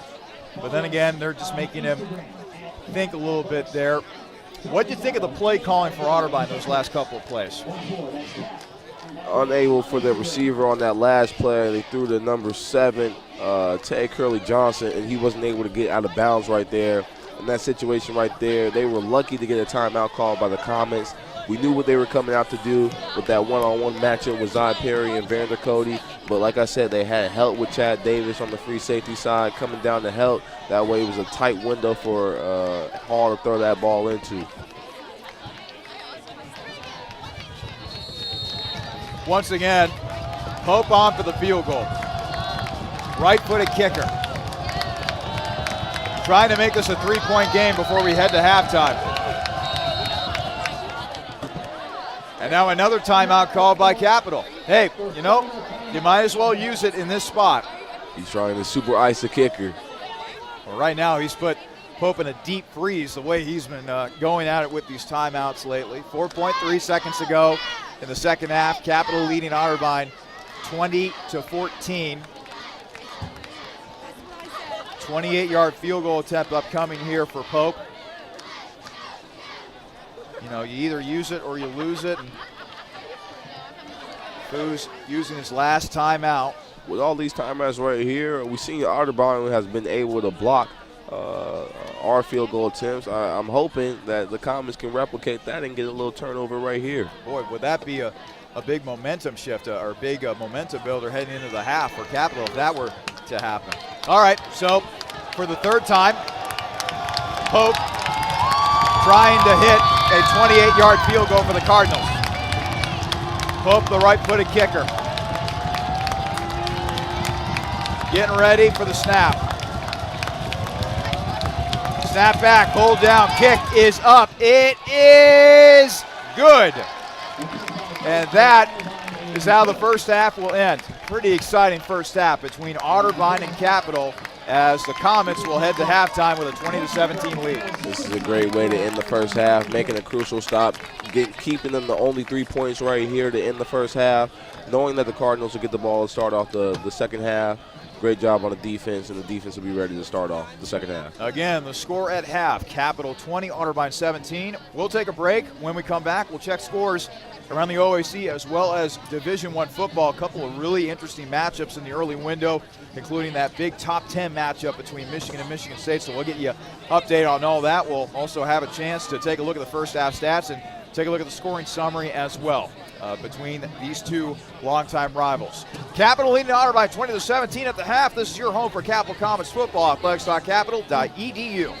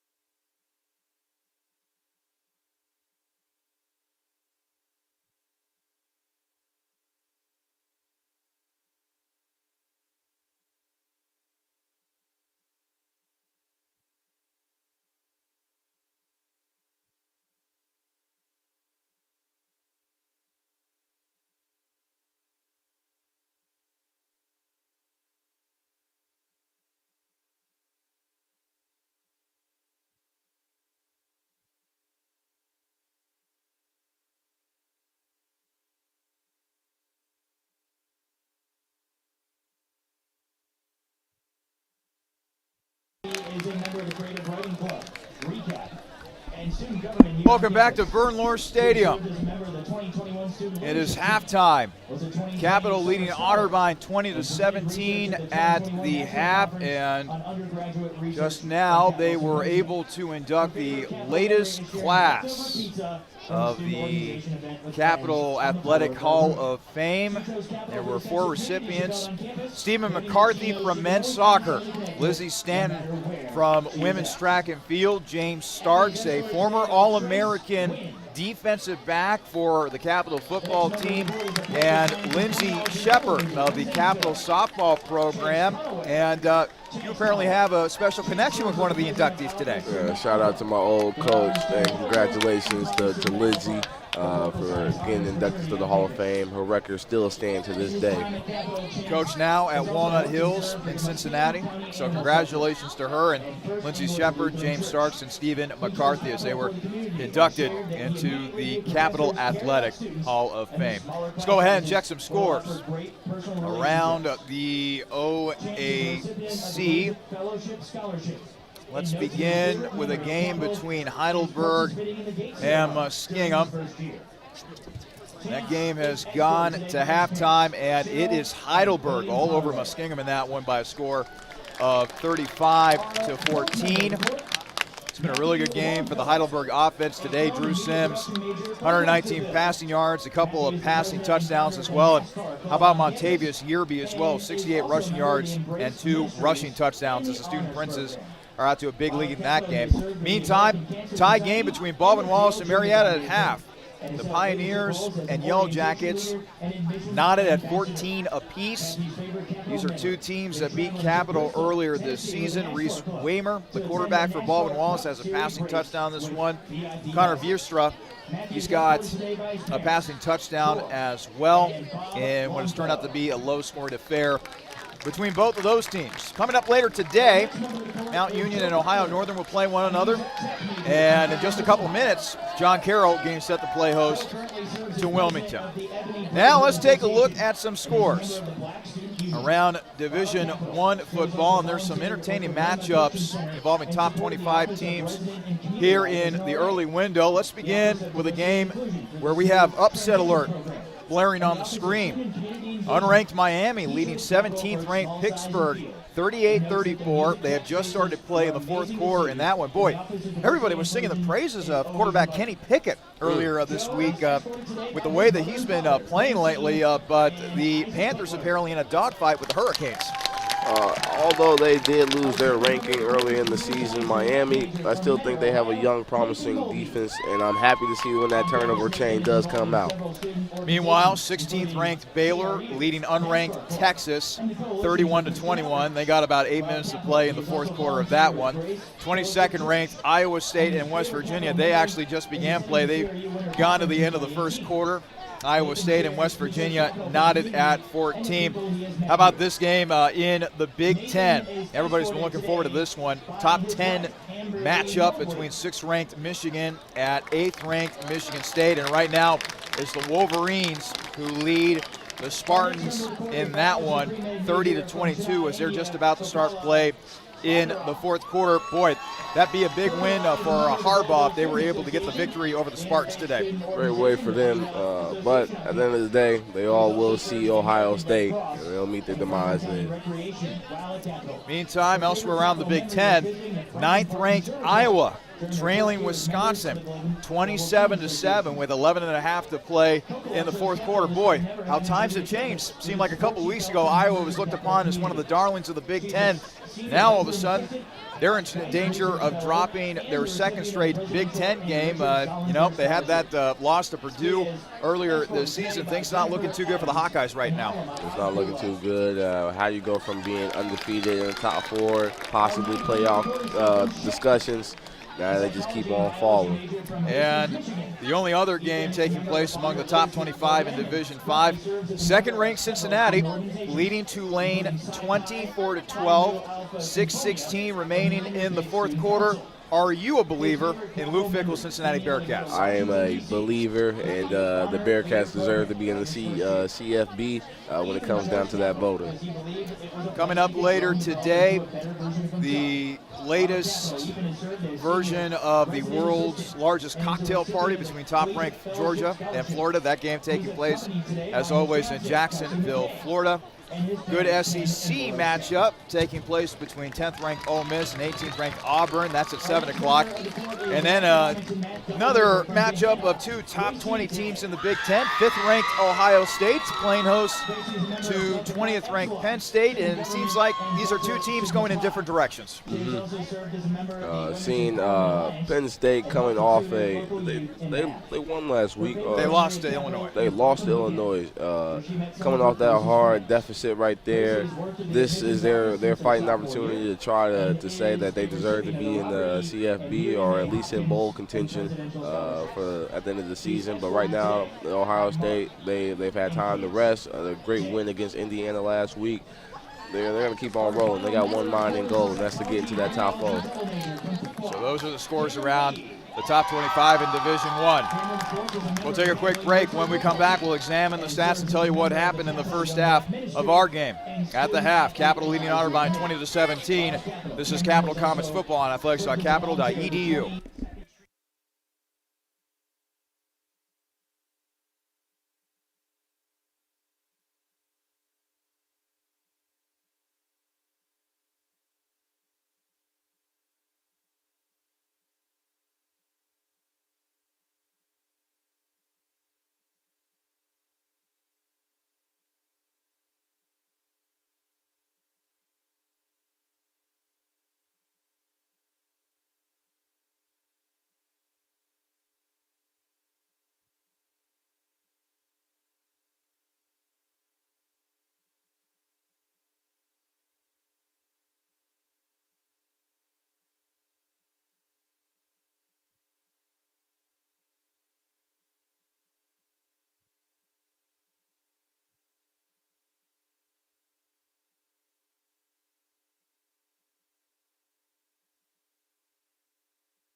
Your first member of the 2021 homecoming royalty is... Back here at Bernlohr Stadium, halftime score of Capital leading Otterbein 20-17 as they're in the middle of homecoming festivities here at Bernlohr Stadium. It's been quite the festive weekend here at Capital with the latest induction of the Capital Sports Hall of Fame homecoming, and of course the rivalry game between Otterbein and Capital. Let's now go ahead and take a look at the statistics of this game, beginning with the team statistics. First downs, Capital has 14, Otterbein has 10. Rushing yardage, Otterbein has 31 yards on the ground, Capital 66. Passing yards, Otterbein 210, Capital 141. Total yards of offense, Otterbein 241, Capital 207. Other statistics of note, penalties, Capital only has 1 for 10 yards, Otterbein 5 for 42. Time of possession, Capital 17 of 34, Otterbein 12 of 26. Third down conversions, Capital's gone 2 of 7, Otterbein not that much better, 2 of 6. And finally, fourth down conversions, Capital a very impressive 3 of 4, Otterbein 0 of 1. And red zone scores out of chances, Capital's had 2 cracks in the red zone, converting both of those into touchdowns. Otterbein 3 chances, 2 of those have ended up being touchdowns. And now, onto the individual statistics. Here's Jonathan. Taking a look at Otterbein, the Cardinals leading in their rushing area. Siraj Muhammad leading the team with over 39 rushing yards so far. Passing the ball, Bryce Hall is doing his job with completing 17 out of 22 attempts for 210 yards, 2 TDs, and only 1 sack. But his favorite target, leading the team in receiving yards, Marcellus Vandercote, with 8 targets, 6 receptions, over 100 yards already in the first half. The first half. That's gearing up, showing me he's going to be a key factor in the second half. With 1 touchdown as well. As we go over to the comment side, leading for rushing, this man is a dual threat individual. Ben Everson is leading his team, rushing for over 58 yards in that first half. But don't count out my man John Williams. Although he isn't putting in big yards up, he does have 2 touchdowns, leading in the rushing department for rushing touchdowns. Ben Everson also throwing that thing over 100 yards right now, 141 yards to be exact, with 1 touchdown, completing 9 out of his 16 attempts. And he is spacing the ball out evenly with his receivers. Cameron Lee with 40 yards, Drew Engel 28 yards, Aurelius Walters 24, and Noah Meeker with the only touchdown, receiving touchdown, a speedy little cat right there. And be sure to be on the lookout for Michael Smith. I feel like Everson is going to be able to hit all his targets here with his receivers. Let's now go ahead and give you the scoring summary for today's game. Capital jumping out to an early 6-0 lead thanks to a 1-yard rushing touchdown by Jonathan Williams, but the extra point was missed by Tyler Terrell. Otterbein was able to retaliate pretty quickly as Bryce Hall was able to hook up with his freshman wideout Caden Doherty, 63-yard passing touchdown for Hall. And then Otterbein was able to convert the extra point. That gave the Cardinals a 7-6 lead with 3:05 left to play in the first quarter. And then what didn't happen in the second quarter? Vander Cody hauling in a 16-yard touchdown reception by Hall with just over 11 minutes to play in the first half, with a little over 5 minutes to play on a long touchdown drive that came down to a crucial 4th down near the goal line. Jonathan Williams, once again, getting into the end zone, finding pay dirt from 1 yard out. That gave Capital, or actually that allowed Capital, I should say, to tie the game at 14 apiece after a successful 2-point conversion to Cam Lee, as Ben Everson was able to scramble out of trouble and find Lee in the back of the end zone for that conversion. Noah Meeker then hauling in that 49-yard pass that Jonathan was just talking about. That came with a little over 2 minutes to play, giving Capital a 20-14 lead. And then Otterbein had a chance to potentially drive on down and try to get a touchdown, but because of a couple of wideouts staying in bounds, they had to settle for the field goal. A 26-yard field goal was knocked through by Tanner Pope, and that's where we find ourselves coming out of halftime. Capital leading Otterbein 20-17. Any of these stats, anything that you saw in the first half that really stood out to you, Jonathan? Well, surprise or caught us both surprised by number 88, Marcellus Vander Cody. As a freshman coming out here using his height, and this is the game, all games to show up with this rivalry right now. And with over 100 yards already in the first half, that shows you he is a primary target for Hall. Also, Everson leading in the rushing department. I knew he was going to be in here coming in the first game, being able to reach, to throw to his receivers, and he's spacing the ball out evenly, so it's spread out to all his receivers are getting touches. We know he wants to make that connection up with Michael Smith. They had opportunities, just overthrown, miscommunications right there. I feel like they'll meet up in the second half right there and connect. But Everson being able to use his legs and create plays for his team, that's surprising right there. It shows you the dual threat of that quarterback. So Capital will be getting the ball to begin the second half. I feel like as long as Everson keeps running the football the way that he has, hitting the wide receivers on those play action passes and keeping them a little honest with Williams and Engel in the running game, Capital should be in pretty good shape.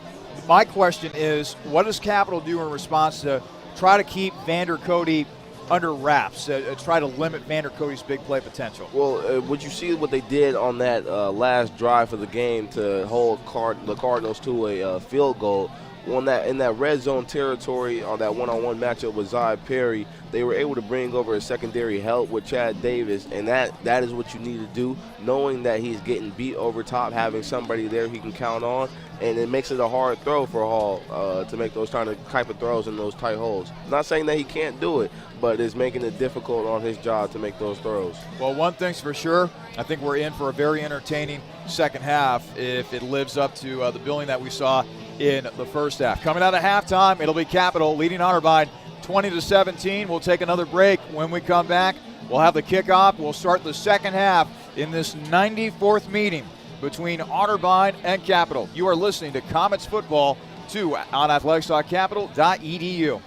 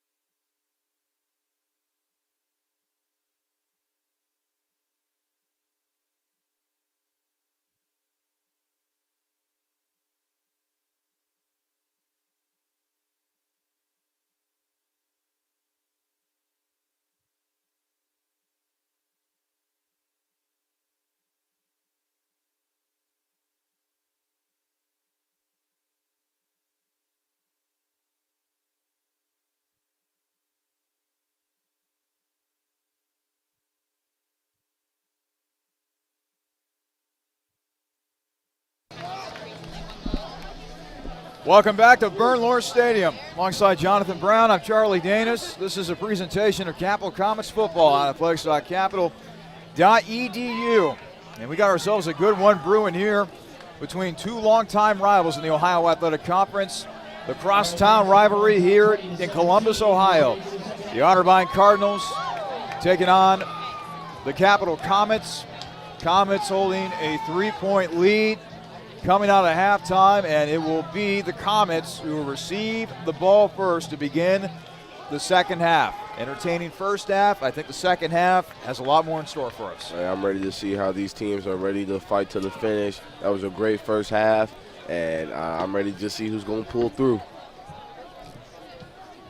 Back to receive for Capital will be Aurelius Walters and Sam Pickett. Kicking the ball off will be Declan Farrell for Otterbein. The kick is away. The second half is underway. Pickett will return this for Capital at the 6, 10, 15, 25. And Pickett will eventually be thrown down around the 26-yard line. So now we get to see this Capital offense once again.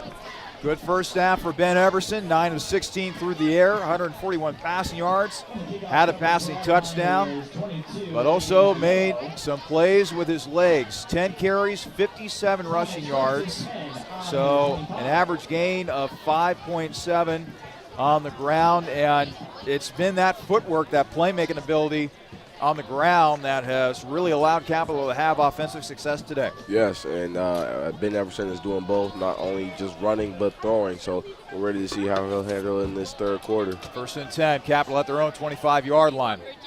And it'll be a run play for Everson. He'll take it across the 25 to about the 28-yard line. Aurelius Walters, for a moment, was flipped up in the air, but looks like he's okay, as that's a decent gain on the ground for Everson, picking up right where he left off.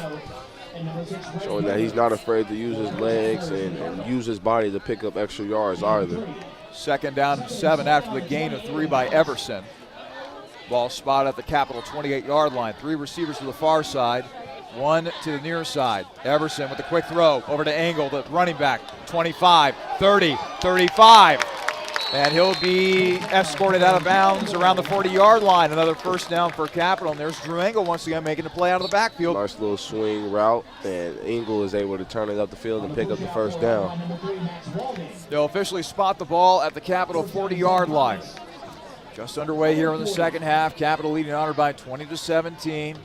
Everson relaying the play to his line. Now he steps back in the shotgun and now whistles everywhere on the field as they stop play.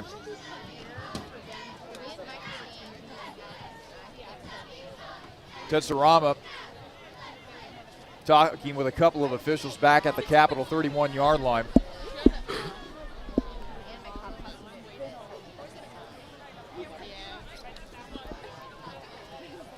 And Otterbein head coach Tim Dow is visibly upset about something.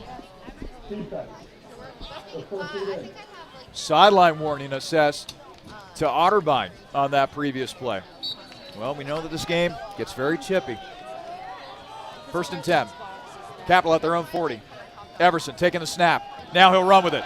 Everson trying to find some room, but he is taken down behind the line of scrimmage. He could not get past the coach's son, Colton Dow, a junior out of Lewis Center, Ohio. That'll make Dad proud. Boy, great job on the Cardinals right there, being able to wrap up Everson, because if you let him loose, he will go. Loss of 2 on the play. One of the few times we've seen Everson take a loss in the run game today. So now it leads to 2nd and 12. Capital backed up to their own 38-yard line. Everson back to throw once again. Still looking, scrambling to his right, looking downfield. Throwing, caught at the 40, 35-30, 25-20, 15, 10-5, goodbye, touchdown, Capital. Noah Meeker able to get open, and then he takes it the rest of the way. That's his second one of the day, and he just got open and let the speed do the rest. What a great job by Noah Meeker, not only getting open, but being able to separate himself from the defense just enough where he makes the catch, and all he had to do was turn upfield. Second big passing play of the day for Noah Meeker. Already had a 49-yard reception and another big one right there. unable to contain Everson. Everson was able to roll out and find Meeker just sitting pretty right in the middle. Tyler Terrell on for the point after. It is up, and it is no good. His third missed extra point of the day. That grazed the outside of the right upright, and boy, the no good rotten day for Tyler Terrell continues. As now it's a 9-point lead for Capital, 26-17. We want to say good things about that last offensive play for Capital, but boy, these missed extra points, you don't want to leave points out there in a rivalry game like this. I just hope those extra points don't come back to bite us in the end. But phenomenal job on Everson being able to roll out and evade being collapsed in the pocket, finding Meeker. That just shows you Everson's skill, and having him back is just so beneficial to this team. That'll go down as a 62-yard touchdown reception by Noah Meeker, so he's now officially gone over 100 receiving yards in the game today. 13:01 left to play in the third quarter. It is now Capital 26, Otterbein 17. Eric Noble will punt it away. Another short kick taken at the 22, so 25 to the 30. To about the 34-yard line or so. Taking that ball was Jalen DeSue. He's a freshman wideout out of Tampa. So a decent return, decent field position here upcoming for Otterbein. Now let's see what the Cardinals offense can do right here. Towards the end of the first half, it looked like they were putting together a pretty good drive, but because of their wide receivers not being able to get out of bounds on time, they had to settle for the field goal on their last offensive drive of the first half. Well, now that we know that Cardinals' leading receiver is Marcellus Vandercote, what will they do here in the second half? 1st and 10. Otterbein at their own 34. They give it to Muhammad. And Muhammad, a little shifty back, takes it over to the 37-yard line. So that'll only be about a gain of 3 on the play. Muhammad, not exactly flashy as a running back, but he'll pick up 3-4 yards for you on every toe, seems like. That goes down as a 2-yard gain for Muhammad. So now it's 2nd down and 8 for Otterbein from its own 36. 4 wide receiver set. Hall in the pistol. Hall back to throw. It's quick, and it is incomplete. That got tipped at the line of scrimmage, and coming close to making the play for Capital was Nick Fasonic. We were told before today's game that he was at the very least questionable coming into this game from a health standpoint, but there's Fasonic out there on the field. But you showed this game this is a very putting your body on the line for this game. 3rd and 8, Otterbein still at their own 36-yard line. 4 wide receiver set. Hall back to throw. Pressure getting to him. Throw caught by Vandercote into Capital territory, inside the Capital 35, down to the 33-yard line. Boy, that pass rush was buried down on Hall, but he stood in the pocket and delivers another strike to Vandercote. 1st down, Otterbein. Needing 4 defenders to bring him down. I'm telling you, he is their number 1 target right now. And look at this matchup. He's now back on Perry. And Perry's had a tough time covering Vandercote today, as an official's timeout has to be taken because they got to figure out an issue with the chains. Looks like something got tangled up down there over on the far side of the field, and now one of the referees is trying to help out the chain gang, trying to get that problem fixed. I don't think I've ever seen that before where the chains literally get tangled up, but it looks like they've gotten things fixed now, and we're ready to get back to football. Let's go back to that last play where they had Malik Davis on Marcellus, and he was still able to come in on a little post route. Bryce Hall was able to stay in the pocket and make that throw. 1st and 10 now for the Cardinals.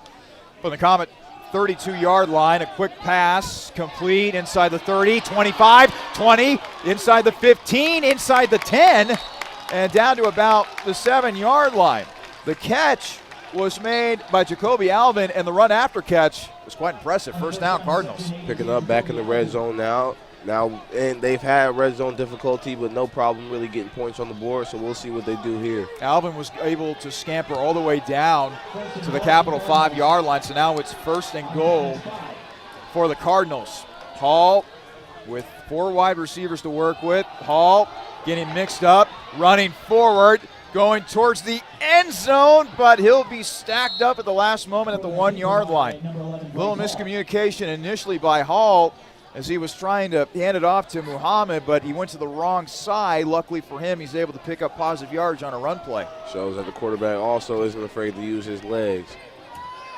So now it's 2nd and goal for Otterbein from the Comet 1-yard line. Real bunch formation. Muhammad in at tailback. Hall waiting for the snap in the shotgun. And it's a jet sweep around left end. And it is no good for Otterbein. Nice job of Capital sticking with the play there as they were able to string it out just enough. Baylor Aparius playing a big role in that defensive stop. Caden Doherty coming off on that jet sweep right there, just not being able to get the ball across the finish line. So great job by the Comets defense on making this crucial stop. Now we're at 3rd and goal, and they make another one right here. Ball spotted at the 1-yard line. Muhammad still in at running back. This time, a receiver split out to each side of the field. Hall in the pistol. Muhammad right behind him. Snap to Hall. Give to Muhammad. Muhammad will not get there. He is tackled at the 1-yard line. Des Turkinson with great pressure up front. And now what do you do here if you are the Cardinals? I'm going for it. I'm going for it. They gave you a nice look that you couldn't ask for. They chose to ran the ball. Well, earlier in this game, Capital able to convert a crucial 4th down play near the goal line that resulted in the 2nd rushing touchdown of the day for Jonathan Williams. What does Otterbein do here? 4th and goal from the Capital 1-yard line. 4 wide receiver set. Hall in the shotgun. Muhammad still in a tailback. Hall rolling to his right. It is incomplete, and a flag will come out. They're going to get Chad Davis for pass interference, and he did the one thing that you're not supposed to do when you're a defensive back, have your back turned to the football. Costly penalty right there, as this was a 4th and goal. The defense need this to end it to get their offense back on the field. Now you're possibly giving the Cardinals an opportunity to have 4 fresh new downs to get back in the end zone. Waiting for the official call from Ted Sarama. But we believe this is going to be a pass interference call against Chad Davis. Here's the call officially from Ted Sarama.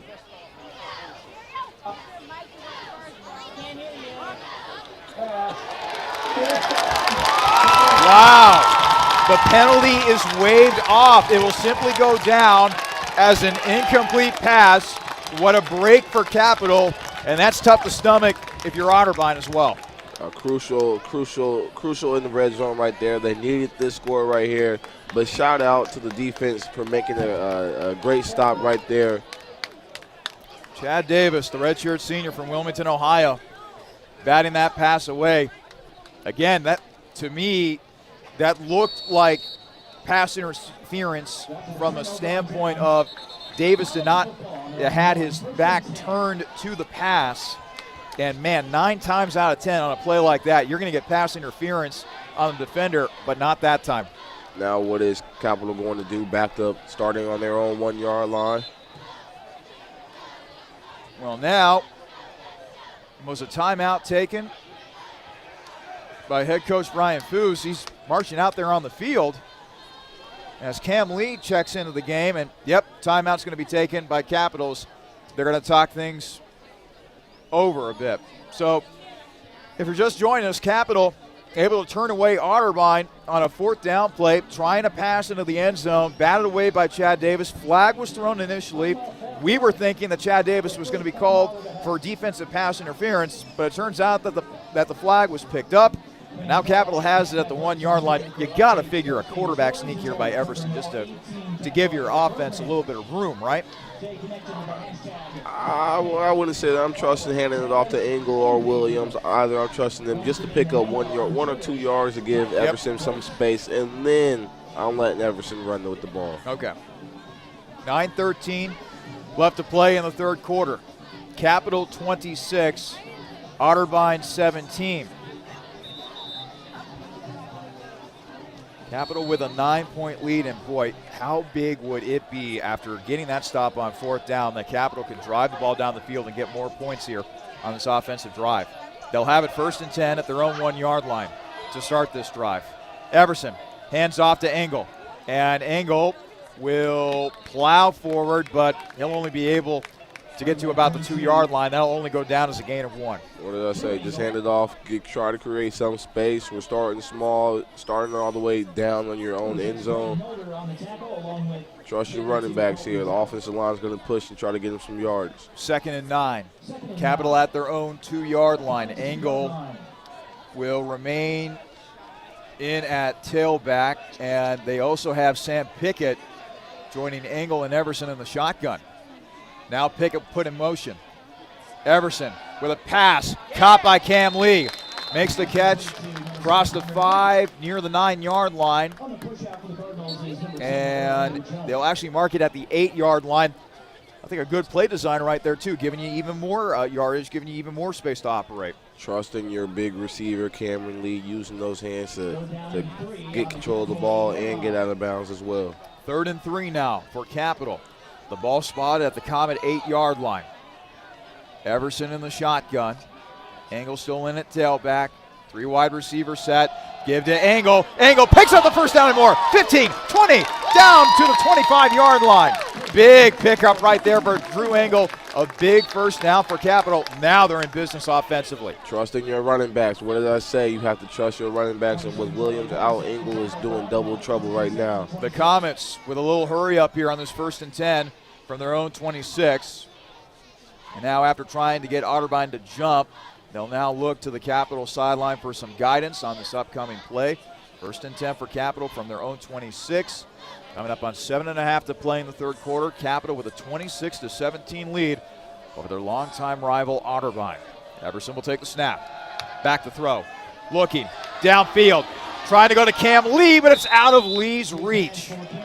Just led him a little too far on that pass. In on the coverage for Otterbein was freshman defensive back Orlando Jones. Good coverage right there. Just the ball seems to be going towards the out of bounds. So I like that matchup, though. Looking for Cam Lee again, that one-on-one matchup. When you have an opportunity like that, I'm doing what Everson is doing as well and trusting my receiver to go get it. Following the incomplete pass, 2nd down and 10 for Capital. The ball still at the Comets' 26-yard line.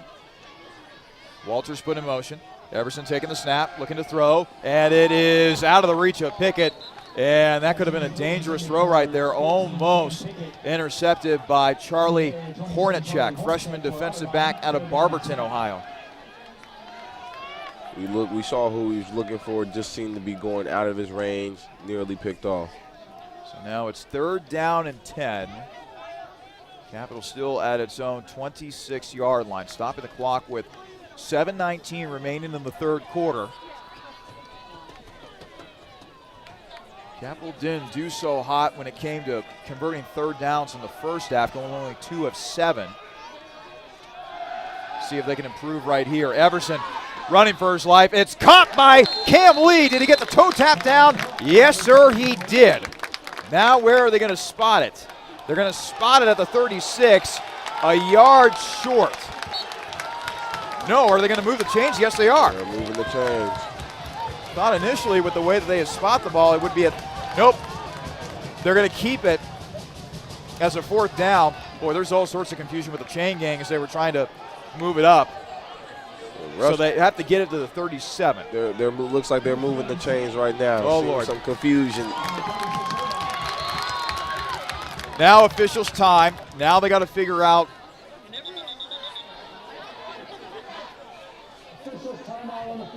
Never seen how you're confused whether if it's a 1st down or not. Well, here's the thing. So when they initially spotted the ball, the referee coming from the far side, I saw him step out to the 36. And then I noticed, at least I thought, that the 1st down marker was actually at the 37. That's what led me to believe that we would have a 4th and 1 upcoming, but apparently we got all confused and discombobulated, and now it's a 1st down for Capital from their own 36-yard line. Everson will hand off to Engel. Engel with a nice stutter step as he's able to take it across the 40 to the 41-yard line. Boy, there was a lot of traffic in front of them, but he let the Red Seas part. He did his thing. Yes. trusting his backs, giving his legs a little break. This is how you develop a nice into play action, and you get that ball back in the air again. Nice 5-yard gain by Engel. So now it's 2nd down and 5. The ball spot at the Capital 41-yard line. Everson in the shotgun. 2 wideouts to the far side. One on the near side and Cam Lee. Engel still in the tailback. And Everson will take the snap. He'll fake it to Engel. Now he'll run with it. And Everson will be stacked up at about the 43-yard line, making the tackle on the play for Otterbein. We've been calling his name a lot today. Ethan Tack, a junior linebacker out of Granville. They'll give Everson a gain of 1 on the play, setting up a 3rd and 4 situation. 2 wideouts to the far side, one to the near side, and Cam Lee. Engel still in at running back. Everson on the shotgun. Everson takes the snap, rolls to his left, trying to look downfield, trying to run with it. He is in trouble, and he'll get buried at the Capital 40-yard line. Everybody was covered downfield, and Everson trying to run away from trouble, but ultimately taken down by Max Bruckner, 6'5", junior defensive lineman out of Canton, Ohio. Right there, he just didn't have anywhere else to go with the ball and took off, and it just didn't work in his plans.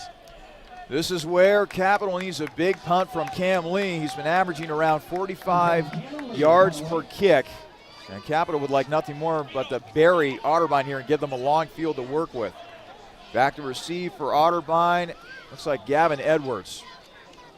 Low snap, but Lee's able to handle it. High wobbly kick. Edwards fair catching it at the 32-yard line of Otterbein. So not the deepest kick by Cam Lee, but still a decent kick. And now Otterbein's offense getting back onto the field. So far what I'm seeing right now in this third quarter seems our defenses on both ends are being able to shut each other down. Understanding that the Comets started back in their own territory on the 1-yard line, they seemed to get gassed out right there, but the Cardinals defense was able to make a stop there. Crucial to the Comets for making that same stop down there as well on the goal line. So now we're ready to see which defense is going to prevail in this, or is the Cardinals offense going to reawaken in this drive right now. 1st and 10. Cardinals at their own 32-yard line. Hall will hand off to Muhammad. Muhammad, center step, 35, 40, 45, and all the way out to midfield. Probably the best run of the day for Siraj Muhammad, as it'll be a 1st down for the Cardinals out to midfield. Look for them to go there moving the speed tempo. They're going to start moving. The offense picking up a little bit of speed now with that run right there. 1st and 10 for the Cardinals at midfield. Hall in the pistol. Muhammad right behind him. 3 wide receivers bunched to the near side, 1 to the far side. Hall takes the snap. Play fake to Muhammad. Then a throw complete out to midfield that doesn't go anywhere. It was caught by Gavin Edwards, but a swarm of Comet defenders on the play, led prominently by Des Turkson. Tackle on the play right there by number 32, Baylor Perry is right there, making that crucial tackle behind or on the line of scrimmage right there. 2nd and 10.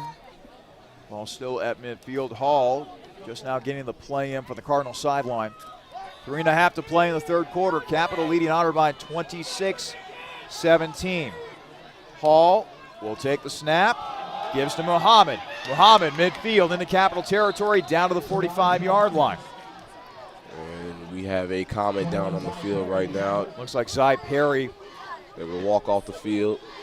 Could be a hand injury the way he's holding his left hand, so he's going to get looked at on the Capital sideline. Meantime, 3rd and 5 for Otterbein from the Capital 45-yard line. We have an identified mismatch right now. Coming in for Zy Perry, Louis Horston right now. And meantime, flags fly all over the field. Looks like somebody jumped for Otterbein. And the Cardinals are marching backwards. 56, 5-yard penalty, 3rd down. Looks like a jump by Zach Martin, the center. By the way, not to be confused with the all-pro right guard of the Dallas Cowboys, Zach Martin. Got to make that distinction. 3rd and 10. Otterbein now back to midfield. Now we're looking at 3rd and long. Hall in the pistol, taking the snap. Back to throw. And it's caught at the 41-yard line The question is, where is the spot? It didn't look like that was complete. It was an incomplete pass. He couldn't hang on to that ball right there. So an incomplete pass. 4th down, ball still spotted midfield, and now Otterbein will have to punt the football away. Like I'm seeing right here, both defenses are not giving up and holding the offense to a stance. We thought the Cardinals broke out with that nice run with Muhammad, and they just couldn't keep things going. Mike Smith has had a quiet day. He's standing back at the 10-yard line, ready to receive the punt from Otterbein. Here comes the ball, and it'll hit about the 20. Smith will let this roll inside the 10. Were they able to save it? Yes. The ball will be down at the 1-yard line. Man, you got to give Otterbein's coverage team a lot of credit on that play. Great save right there, being able to get it at the 1-yard line. That punt was very wobbly, but got the lucky bounce and roll down the field. And now the Comets start again back in their own territory down on the 1-yard line. This, you got to trust your running backs again. Give Ben Everson some yards. We're going to be able to pass that ball down the field. They were able to get out of the shadow of their own goalpost on the last drive, but that drive stalled, which ultimately led to a capital punt. So now let's see what the Comets can do here. 2:17 left to play in the 3rd quarter. Capital sporting a 9-point lead over Otterbein, 26-17. Everson in the gun, standing in his own end zone.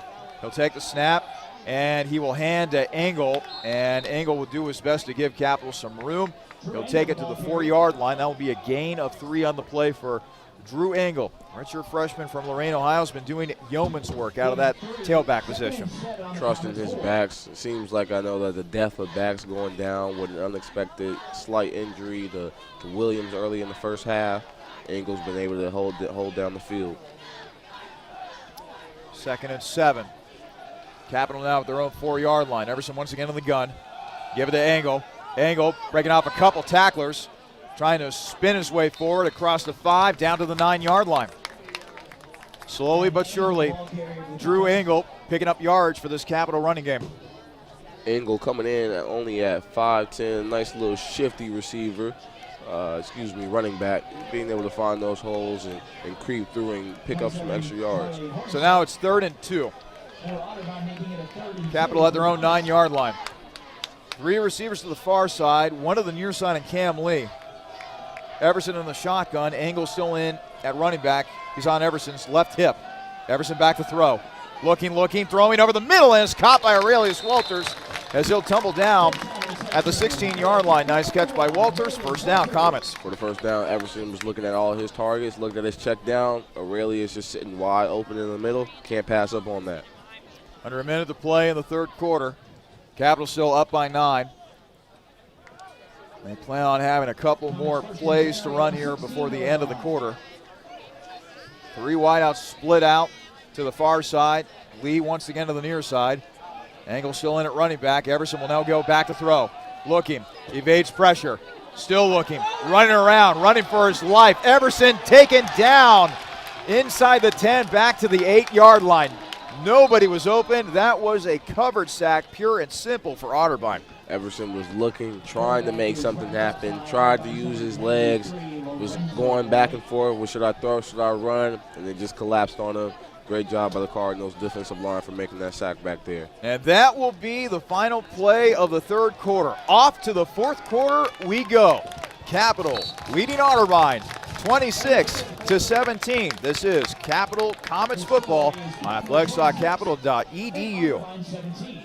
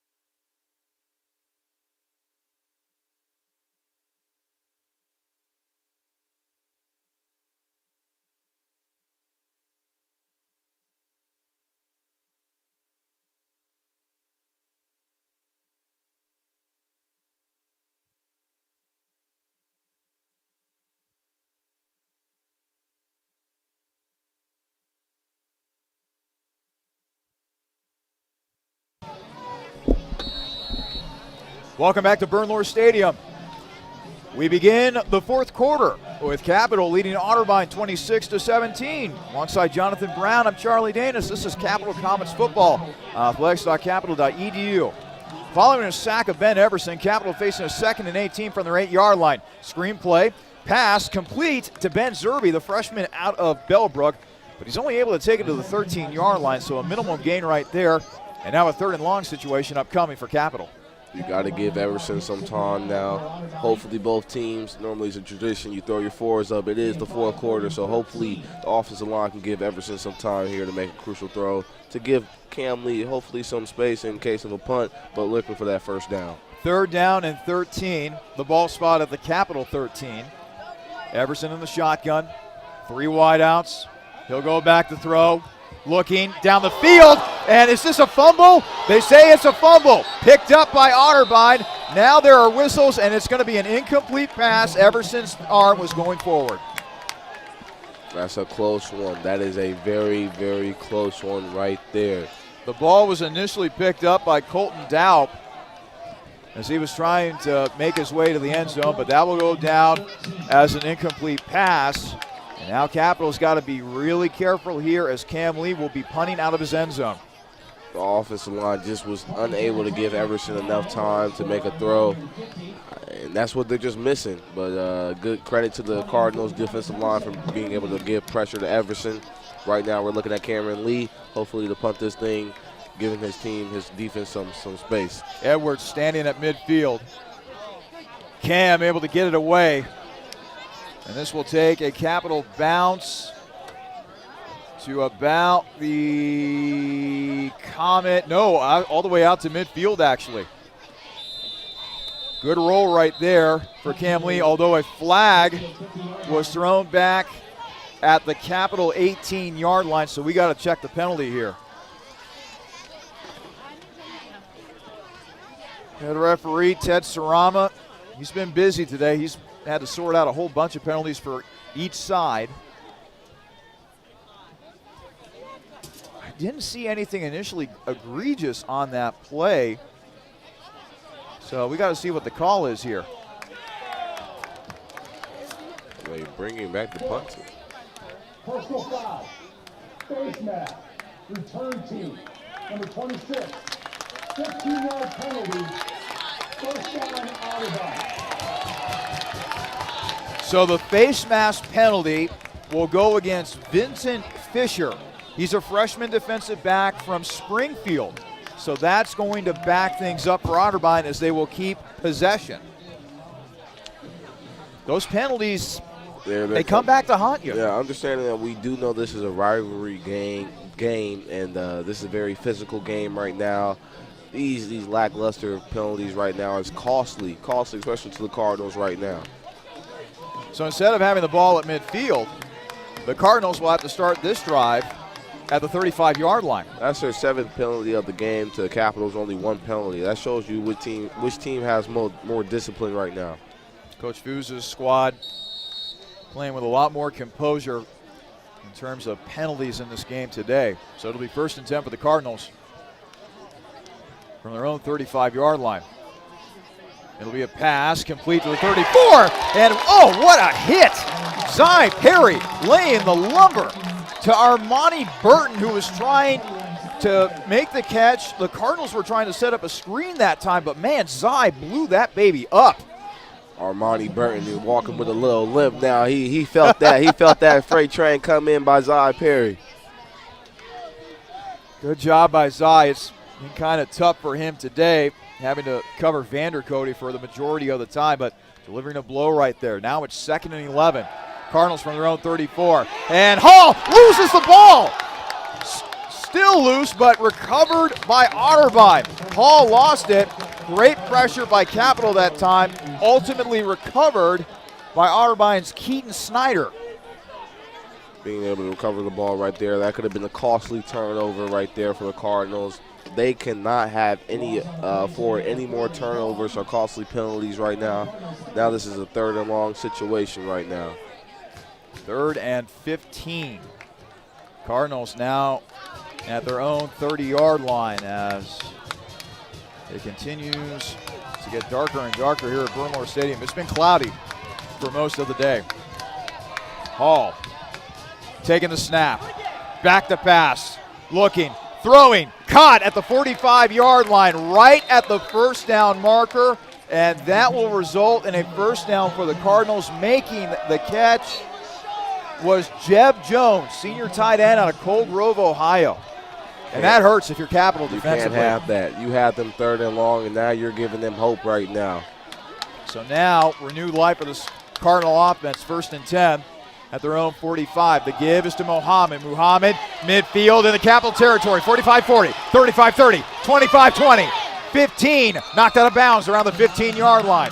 Best run of the day for Muhammad, and the Cardinals right back into the red zone. First down, Otterbein. Giving hope to the Cardinals. That was a costly and crucial 3rd down, and great job by the Cardinals to pick up that first down, which set up for that run by Muhammad. Now in red zone territory right now, what are the Cardinals going to do with the ball? 1st and 10. Otterbein has it at the Comet 17-yard line. 12:07 left to play in the 4th quarter. Capital up by 9 at the moment, but the Cardinals, once again, are knocking on the door. Hall takes a snap, hands to Muhammad. Muhammad, 15, 10, 5, touchdown. And that was actually a run by Ajay Cody. I believe he was down. Lost the ball initially, but he was across the goal line by the time he lost the ball. So that will go down as a rushing touchdown for Ajay Cody, freshman out of Cleveland. Played his high school ball at Euclid. And the Cardinals right back in it. With the extra point, they have a chance to cut this lead to 2.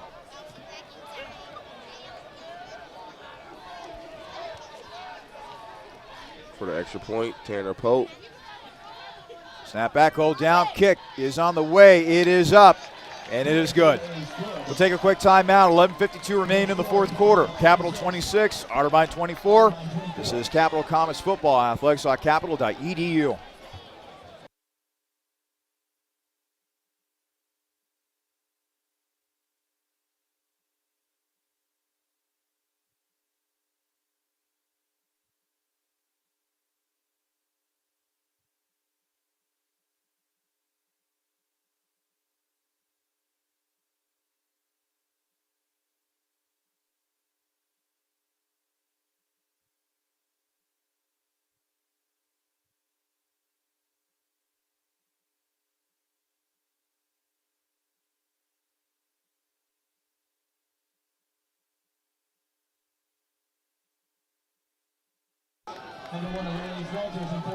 $11:52 remain in the 4th quarter. And we got ourselves a nail-biter here at Bernlohr Stadium. Otterbein scoring on a 17-yard rushing touchdown by Ajay Cody to bring Otterbein to within 2. Here comes Aurelius Walters at the 10, 15, 20, 25, 30, 35, 40, 45, midfield, 45, 40, 35, 30, 25, 20, 10, 5, touchdown! To the apartments. To the apartments. Aurelius Walters with the response. A kickoff return for the junior from the Gem City of Dayton, Ohio. How about that? Did you hear that call? That was a house call right there. Yeah. He took it to the apartments. 32-24 now in favor of Capital. Oh, what a response by Capital right there. Walters showing why he is a big play waiting to happen. That just woke up the crowd right there, woke up the team right now. That is the energy we needed. Aurelius taking it to the apartments. Eric Noble on for the point after. Snap back, hold down, kick is on the way. It is up, and it is good. As you see, Coach Trucy switched out the kickers, going to Eric Noble for the extra point. His extra point is good. Aurelius Walters with a kickoff return for a touchdown. It's now Capital 33, Otterbein 24, back up to a 9-point lead for Capital with still 11 and a half to play just about here in the 4th quarter. Boy, the way that play set up, Walters was running towards the field, and he breaks a tackle at the 25, and I'm looking up the field, Jonathan, and there's just this clear path. Once he got past midfield, I felt like he was gone. He saw that door, that glimpse hole right there, and just went straight through it. Great response to the Cardinals score. Aurelius takes it to the apartments. Great way to set this up. The Cowmans are now up 9. Great response. Get that man an oxygen tank. We're going to need him going forward. Noble with another short kick. It'll be taken at the 17. Taking the kick is Doherty, and Doherty will be wrestled down at the 37-yard line. Tackle there on the play by the young freshman, Evan Thomas, out of Springfield, Ohio. So 11.5 to play in the fourth quarter. It is back up to a 9-point lead for Capital, thanks to a long kickoff return by the speedster Aurelius Walters Jr. You can feel that kind of gives the Commons a boost going into this fourth quarter, knowing that the Cardinals were able to go down and score. The defense should feel rallied up now. Now that you feel me, you have a little lead right now, we're not getting comfortable. We're going to keep applying pressure. And a much-needed jolt for the crowd as well after they became a little hushed after that Otterbein touchdown. Hall hands off to Muhammad, and Muhammad will spin his way forward to about the 39-yard line, and it'll only be a gain of 2 on the play for Siraj Muhammad. By the way, 92-yard kickoff return for a touchdown by Aurelius Walters. House call. 2nd and 8. Cardinals at their own 39-yard line. Hall in the pistol. 4 wide receiver set. He'll take the snap. He'll look deep, and is caught at the 40-yard line. Oh, baby, what a catch made by Jacoby Alvin. Had to leap high into the air, but he was able to reel that in. A big play made by the freshman from Frisco, Texas.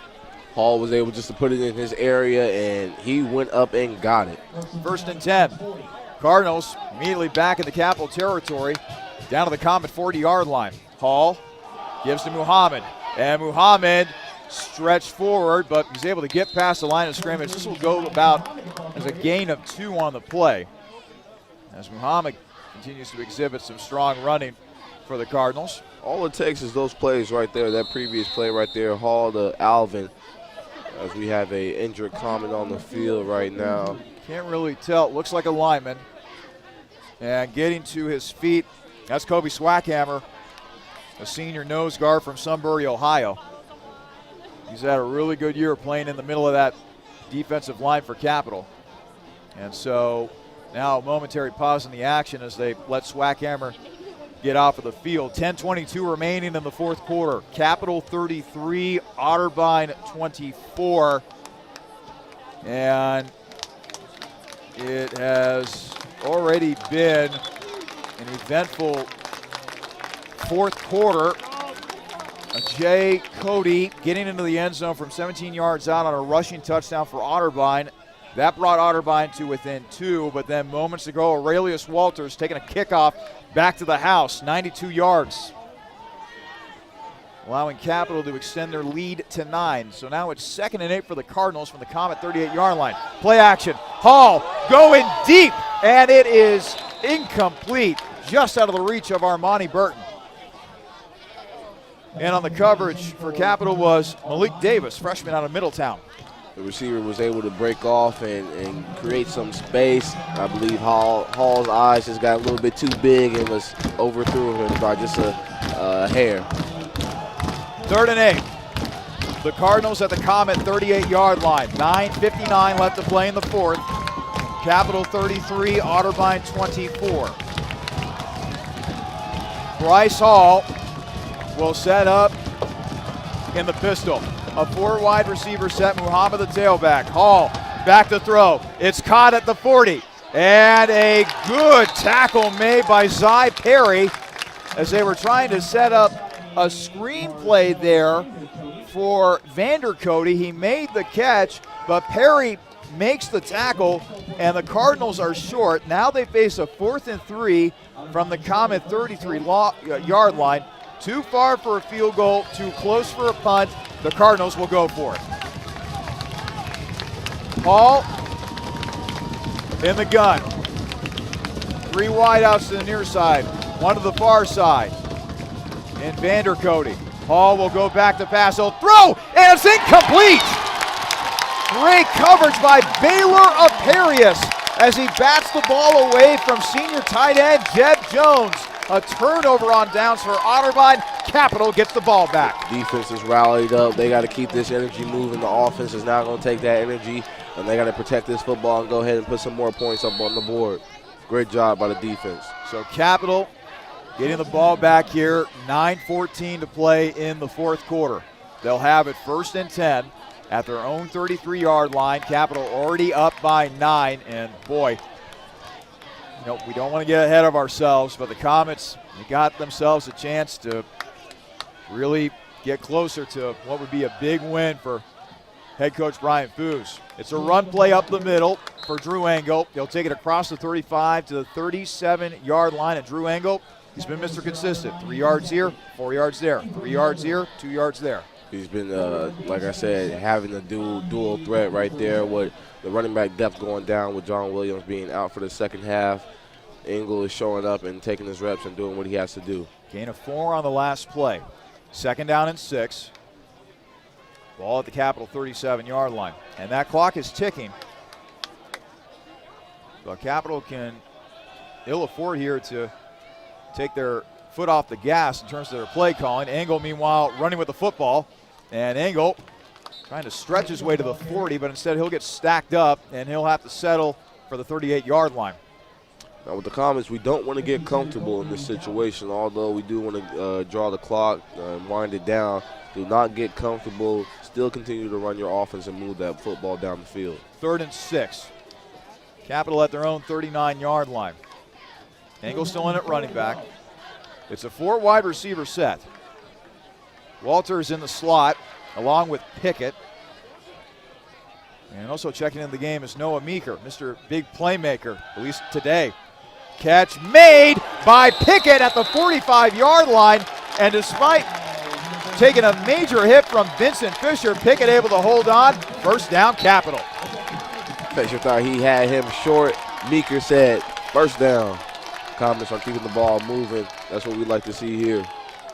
1st and 10. Ball spotted at the Capital 45-yard line as we take under 7.5 to play in the fourth quarter. Capital up by 9, 33-24 over Otterbein. The Comets looking for their 2nd straight win coming off of that victory over Ohio Northern last week. Everson, deep pass, down the field, caught inside the 15, down to the 13-yard line. There goes that man, Noah Meeker. Leading the team in receptions coming into this fourth quarter. He already had over 100 yards. That is Noah Meeker's 3rd reception of the game.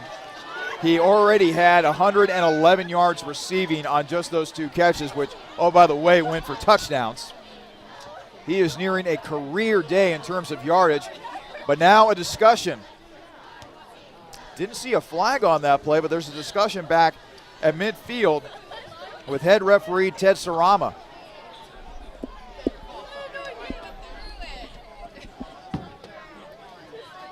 Let's see what the call is.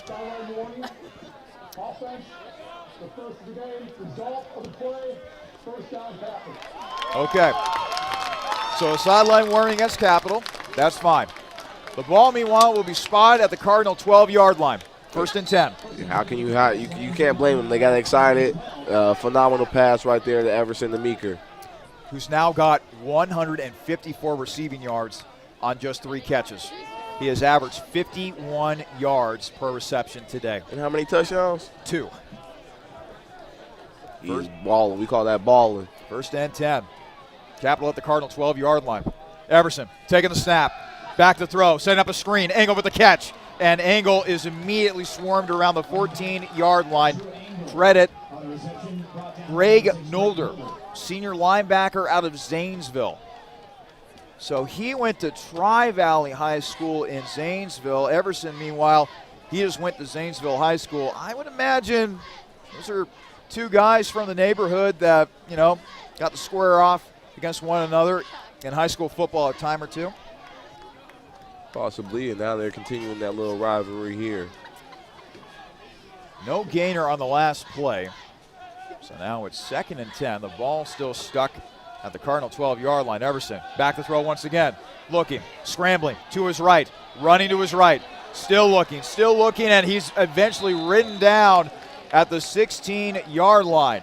Great hustle that time once again by Greg Nolder, who now makes another big play defensively for Otterbein, and now it brings up a 3rd and long situation as the ball will be spotted at the Cardinal 16. Loss of 4. Everson tried to roll out. Char was looking down into the end zone for his receivers. Just nothing. That's great coverage by the Cardinals right there. So we'll see what they do here on the 3rd down. It'll be 3rd and 14. Capital at the Cardinals 16-yard line. Clock is still rolling. We're not even worried about the time. Down to 3 seconds, 2 seconds, 1 second. They just get it off. Everson back to pass, scrambling, rolling now to his left, throws, and it'll be out of the reach of everybody. Closest receiver for Capital was Sam Pickett, but at that point, Everson was just wanting to throw the ball away. And now, the ball is at the 15. Capital has had some kicking issues today with 3 missed extra points by Tyler Terrell. The kicker usually is Eric Noble, but he's been held to only kickoff duties, although he did hit an extra point here in the 4th quarter. And Capital says, nope, we're not going for the field goal. We might be going for it, but first a timeout. Capital, their 2nd of the half. 5:06 left to play in the 4th quarter. Capital leading Otterbein 33-24. Okay, if Capital does go for it here offensively, what should they be thinking about from a play calling standpoint? From play calling standpoint, if you're looking to go for it in this situation, knowing the same target you're looking towards the end zone is close, about 3 yards away from picking up that first down, I'm looking to score. I'm looking to score at this moment. If not, at least pick up the first down at the bare minimum. But right now, if they're sending the offense back out here, I'm looking to score. Do you want to see Capital go for it here, or would it be smarter to try to kick the field goal? If they score right here, that's the dagger in the game. I say go ahead and put the kill switch on it. That is the dagger in the game. They score right now. Otterbein just now getting back onto the field. So let's reset. 4th and 14 for Capital. The ball is at the Cardinal 15-yard line. And as Jonathan talked about, Capital has the opportunity to pick up the first down just by getting it to the 3-yard line. The Capital offense is back onto the field. They're going for it. Everson will be in the shotgun. All by his lonesome. 5 wide. Everson taking the snap. Throws. Incomplete. The intended target was Drew Engel, but it was out of the reach of Engel. Good pressure defensively on the play by Otterbein's Colton Daup. And still life for the Cardinals here with 5:03 left to play in the 4th. Now, does that make you think, should they have gone for the field goal? I would have gone with the field goal right there. I think something must be up injury-wise with Noble, because otherwise it seemed like a good spot to attempt the field goal right there instead of going for it. But again, it's a rivalry game, and when you have a chance to try to put a team away, you try to go for that opportunity. Didn't go the way of Capital, so now their defense has got to come up big here. 1st and 10 for the Cardinals from their own 15. Hall, deep pass, caught at the 47-yard line. Nice sliding catch by Caden Doherty, who had a touchdown reception earlier in this game. And just like that, the Cardinals are in business. And it's those kind of plays that the Cardinals have been moving the ball down the field recently in the second half. Just some big open plays, looking to see if they can do that again. 1st and 10 for the Cardinals from their own 46. Hall throwing and caught at the 43. But, man, that play was blown up by junior linebacker James Curtis, the Zanesville native, making an impact right there. A phenomenal tackle, recognizing the screen play behind the backfield, the line of scrimmage, comes up and blows it up before anything can actually happen. 40, let's see, the ball will be spotted at the 43-yard line. Loss of 3 on the play. 2nd and 13 for the Cardinals. Hall taking the snap.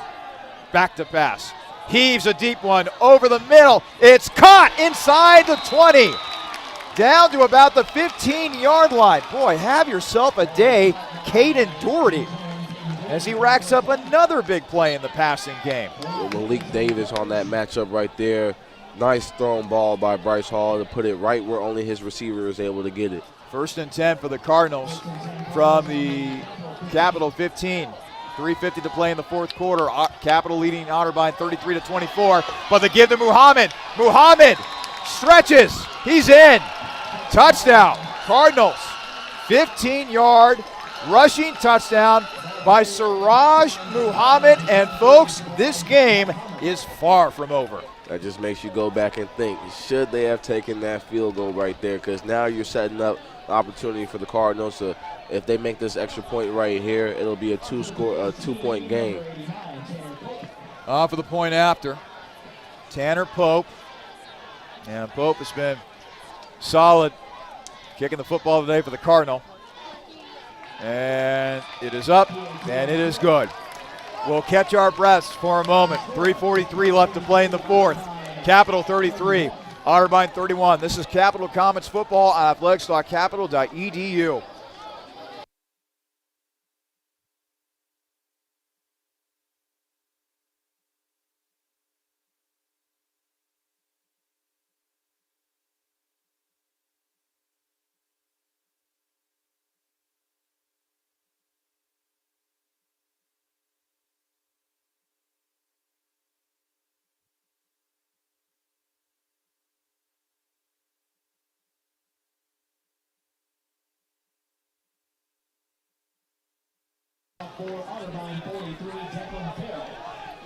A 15-yard rushing touchdown by Siraj Muhammad has brought Otterbein to within 2. It's now a 33-31 advantage for Capital.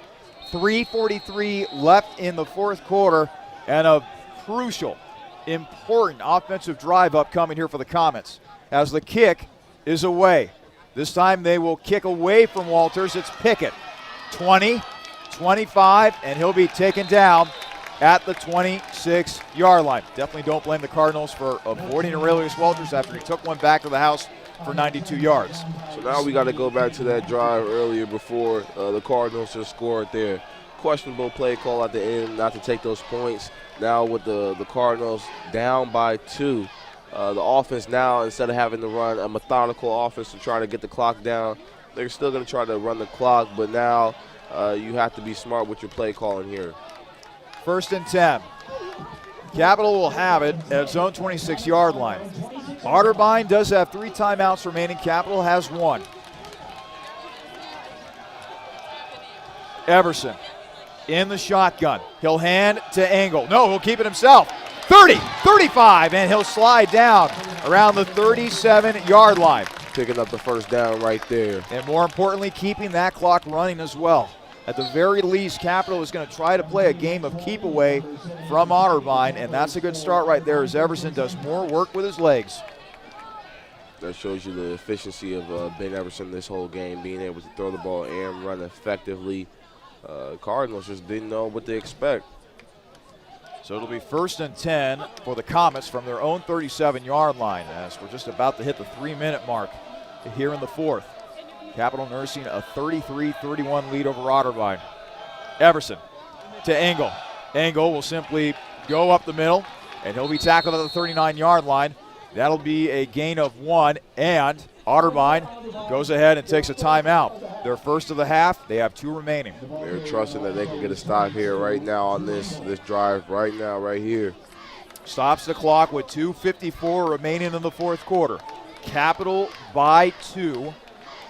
So now we got 2nd and 9 upcoming here. You kind of have to wonder what Capital will be doing with these next few play calls here. I think keeping it in the hands of Everson, whether it be a pass play or a run game, would be smart for the Comets. I think they're going to be shifting and try to do some sort of jet sweep option. Like you said, I believe keeping the ball in Everson's hands is the smartest thing to do, whether he's running or passing. But if they are going to run, I'm expecting to see a kind of option or a sweep to one of Aurelius or Noah Meeker. 2nd and 9, upcoming for Capital from its own 39-yard line. The offense has retaken the field for the Comets. Everson will set up in the shotgun. 2 wideouts to the near side, 1 to the far side. Engel still in at running back. Everson taking the snap. He'll now toss to Engel. Engel, 40, looking for some blockers, and he'll be knocked out of bounds around the 44-yard line. Nice option play right there. Being able, Engel, to pick up some more yards. Clock will keep running. And Otterbein will choose to not take a timeout. 2:38 and counting. 3rd and 3. Capital at their own 45-yard line. Boy, if there was ever a time to pick up a first down, this would be it. Everson relays the play. He'll be in the shotgun. 3 wideouts to the far side, 1 to the near side. He'll take the snap. Everson looking, scrambling, and sacked back at the 35-yard line. The pressure was just too much, as bringing him down for the sack is Ethan Tackett. And now Otterbein will call a timeout with 2:08 remaining in the 4th quarter. Just not enough protection by the O-line that time. That is not what you wanted to see there on that play right now. Now we're with a 4th and long, going to punt the ball. You're giving the back to the Cardinals. Now with that kind of stop right there, that fuels the offense. And you've seen how the offense has been able to make some phenomenal plays late here in the second half. And all it takes is just one play to get them going. So now, Capital needing a big punt. And I mean a huge punt from Cam Lee right here. You want to try to make it as hard as possible for the Cardinals on this upcoming drive. Each team with a timeout remaining. 2:08 left to play in the 4th quarter, with Capital up by 2 against Otterbein. For whatever reason, this is a rivalry game where it seems like anything can happen. Throw out the records. It's a game unto anything else that you will see on the schedule. And this has been another classic between both of these teams as we come down to the wire here at Bernlohr Stadium. Cam Lee will get the punt away. And that is not a good punt by Cam Lee. That came off the side of his foot, and they are going to give the ball to Otterbein at the 48-yard line. No, wait, they're still marching up the field. They'll actually mark it at the 46. So great field position here for the Cardinals. 2:03 to work with. Cardinals down by 2. Cameron Lee coming off that field after that punt, expressing his frustration about that punt right there. Now he has to trust the Comets. We have to trust in their defense to get the job done and hold them here. 1st and 10. The Cardinals will have it at their own 46. Comets by 2. Hall in the gun. 2 receivers to each side of the field.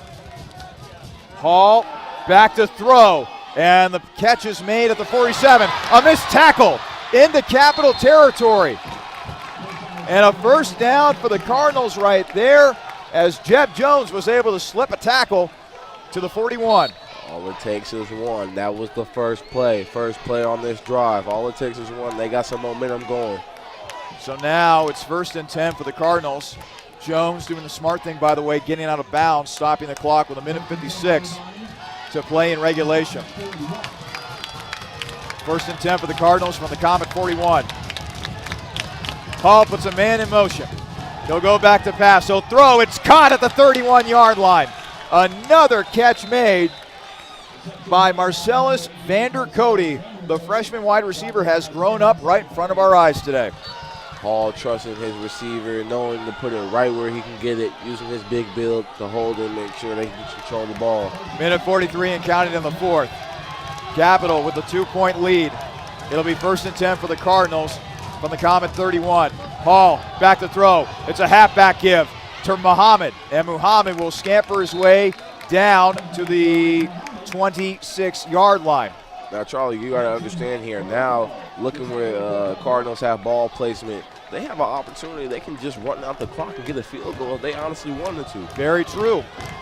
And it's been a good day for Pope, their kicker. 2nd and 5. Ball spotted at the Capital 25. Hall will throw, and was that caught? No, it's incomplete.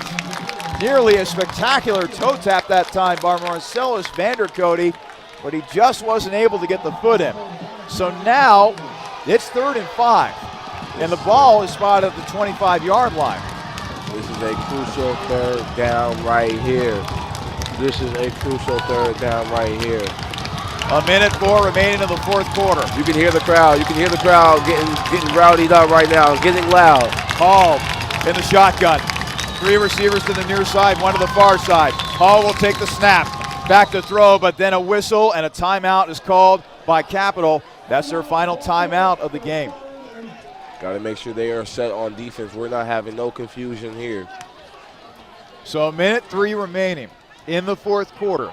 Capital by 2. Cardinals facing a 3rd and 5 from the Comet 25-yard line. At this point, if they were to kick a field goal, let's see here. Add 10 to 25, that makes it 35 plus another 8. Let's see here. That would be about a 43-yard field goal, give or take. I'm not trusting my field. I'm not going to the kicker right now. I'm worried about picking up this 1st down right now with 5 yards to go. Knowing that they're going to double team Vandercote on the outside. Muhammad is a sleeper for a halfback draw. Depends on the setup that the defense is going to come out of. But the Cardinals, they are prepared. The defense is now prepared with that timeout. It's a very crucial 3rd down right here. 3rd and 5. The Cardinals at the Capital 25-yard line. Capital by 2.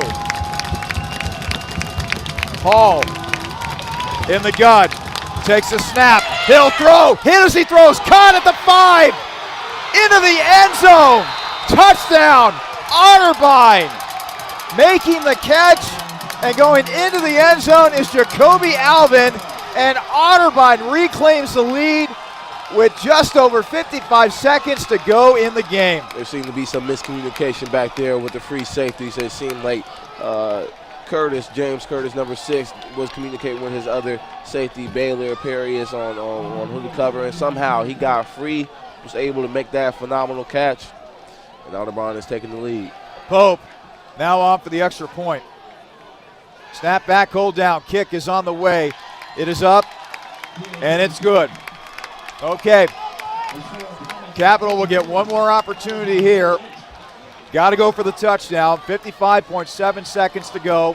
Down 38-33. By the way, want to give props to the quarterback Hall. He hung in the pocket and he took a shot delivering that strike. But ultimately the Cardinals able to get the big play right there, reclaim the lead. What does Capital do on this upcoming drive? With no timeouts, this is a quick game right now. We're looking to keep the ball moving. We're going to keep it methodical and short, pushing the ball. If it happens to be an opportunity to throw it deep, depending on the coverage that the Cardinals give, take that shot. We'll be methodical with it. We're going short, and we're going to keep the ball moving, depending on what they do here on this kickoff return. And by the way, doing some quick math, there have been 3 extra points missed by Capital. If those extra points are made, this would be a 38-36 game. And instead of trying to go for the touchdown, Capital would have tried to get into the field goal range. Sometimes plays like that, they can come back to bite you, but still some time for the Comets here to mount a late rally. This has certainly been an exciting game between both these two longtime OAC foes. Now, in order for the Comets, they're going to need to give Everson time. Everson cannot be running around. The O-line needs to give him some time to make some plays. Otterbein will kick it away. Kind of a low line drive kick that will be taken by Pickett. 15, 20, 25, and he'll be ushered out of bounds around the 30-yard line. Nice. 50.9 seconds to go in regulation.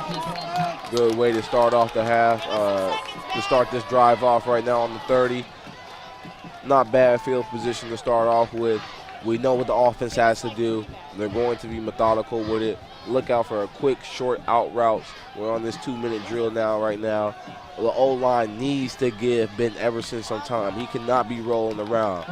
He knows where his targets are, and I'm assuming he's going to connect. I feel like this drive right now is when Mike Smith wakes up. He's connecting with him. 1st and 10.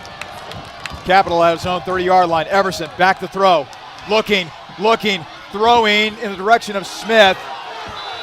And Smith not able to make the catch. The Capital crowd wanted an interference call as it looked like Smith was jostling right there with Vincent Fisher, but no call.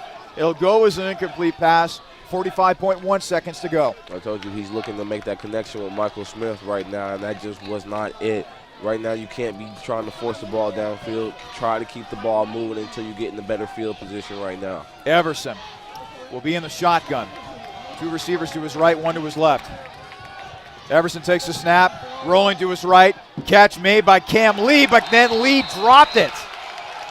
Cam Lee drops the ball. It was jarred loose that time. Orlando Jones with that phenomenal hit on the play to jumble Cam Lee, who's been making phenomenal catches so far. Yes. And in sticky situations is unable to hold on to that ball right there. 3rd and 10 now for Capital. They'll have 2 chances to try to pick up this first down. The Otterbein sideline is hyped. Meantime, the Capital sideline looking to see if Everson can pull something out of his hat right here. 3rd and 10. Ball at the 30, and it's out of the reach of Mike Smith. He forced it. He forced a throw in double coverage. He had Engel for the check down, and all you needed was just to get a couple yards to make the situation better, and he was looking at Michael Smith, forcing it in his direction in double coverage. Not the smartest move right there. We're looking at a long 4th and 10 situation. Game on the line right now. Ball still stuck at the Capital 30-yard line. 35.1 seconds to go. Otterbein with a 38-33 lead against Capital. They go 5 wide. Everson taking the snap on what could be the final play for Capital's offense. He'll throw. It is caught. Caught by Cam Lee at the 40-yard line. That's going to be a first down for Capital, but the clock is going to keep running. They're going to stop the clock with 25.5 seconds, and the chains will have to get reset. And now there's mass confusion as they were having some issues moving the chains. So now a lot to sort out here. Go ahead. Phenomenal job for Everson to get away and evade. Number 34 on the Cardinals was coming after him. Chase Carpenter was trying to make that sack right there. And Everson saw that Cam Lee was wide open. Great catch by Cam Lee.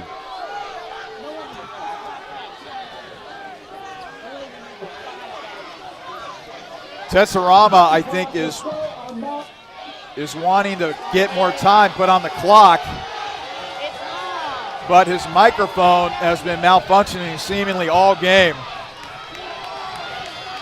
You can't put more time back on the clock if you don't know how much more time you want to put. 25 seconds. Sarama is asking for 25 seconds to be put on the clock.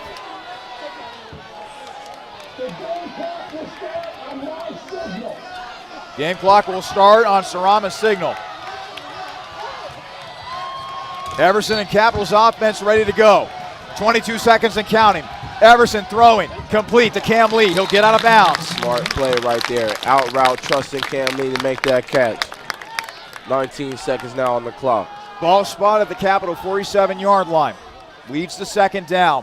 Now in this area, this is the opportunity where you can make this deep throw opportunity. But right now we see a light little drizzle right now. Coming in, the weather is now getting a little cloudy and dark right now. Everson will set up in the shotgun. 4 wide receivers. Can one of those guys get open downfield? Everson trying to get out of trouble. And he'll run with it. 50, 45, down to the 40-yard line. Gotta spike it. Clock will stop with 11 seconds. We have a man down. On the comments, one of their offensive linemen. Can't tell who that is right now.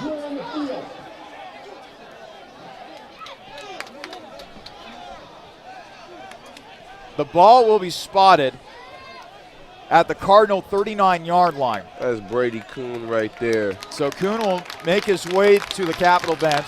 The ball's at the 39. It is a first down for Capital. They got 11 seconds to work with. I think you got to take a shot to the end zone here. This might end up being the final play of the game. 12 seconds will be put back on the clock, so they'll have at least one more second to work with. Got to take a shot to the end zone at this point, right? Yes. Offensive line has to give Everson time. Clock starts. 10 seconds, 9 seconds, 8 seconds. Everson is going to have to heave it towards the end zone. And this will be incomplete at the 10-yard line. 1.6 seconds to go, and a flag is thrown at the Cardinal 9-yard line. A late flag on the play right now. Could this be pass interference against Charlie Hornacek? He has got his palms facing skyward, asking, what did I do?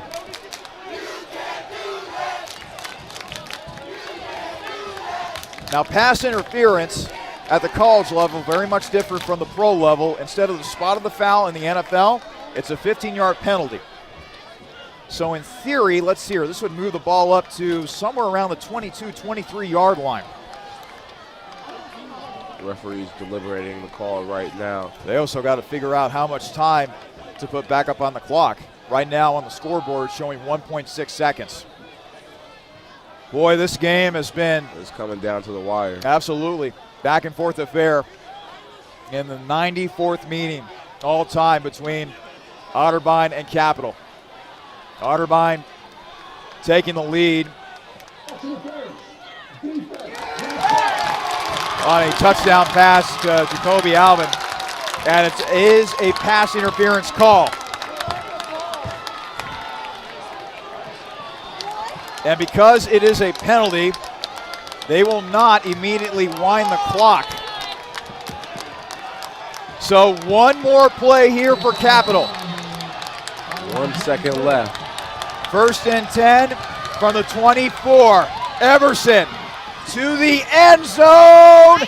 Oh, it was almost caught by Mike Smith. And Otterbein escapes with the win. It was right there on the fingertips of Mike Smith. And that will end up being a tough ending for the purple and white as Otterbein escapes with a 38-33 win. And boy, you really got a feel for a guy like Mike Smith. He has had a tough afternoon all day long with a couple of passes going off of his fingertips, and he was that close to reeling in what would have been the biggest catch of the game. Everson trusted his receiver, threw it up to him, and it just did not play out how they were expected. And with this new tradition, we see the Cardinals are now using the oar on the middle of the field right now. The oar won by Otterbein today, and oh boy, now things starting to get a little ugly down at midfield as the coaching staffs are now trying to separate each team at the end of the game. The Cardinals are waving goodbye as the Comets are unable to close out here on this homecoming evening.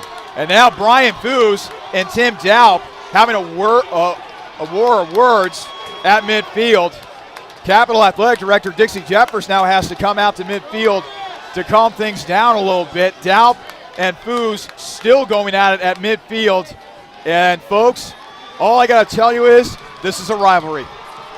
It don't get no better than this. It don't get no better than this. It was a great game between the Cardinals and the Comets. 38-33. Now things starting to calm down a little bit as Brian Foos and Tim Daup are hugging each other out at midfield. They seem like they're going at it right now. Well, it seems a little bit less animated. Foos standing up for his players, doesn't want any altercations or anything to happen after the game. Now Foos walking away. What a game. You know, this game right here, The series all time was 45-45. Now Otterbein taking the series lead on this rivalry, the 94th. The 94th, and this one was what nailed Brighter. It came down to literally the fingertips. It came all the way down to the wire. It lived up to the billing, that is for sure.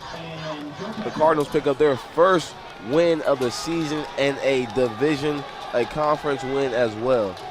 Meantime, head coach Brian Foos and his coaching staff will be tasked with trying to pick up the pieces after what will be a heartbreaking loss. This was a game that seemed like Capital had control of for most of the game. You felt pretty good heading into the fourth quarter, but you really got to credit head coach Tim Doubt and his crew. His Cardinals were able to rally.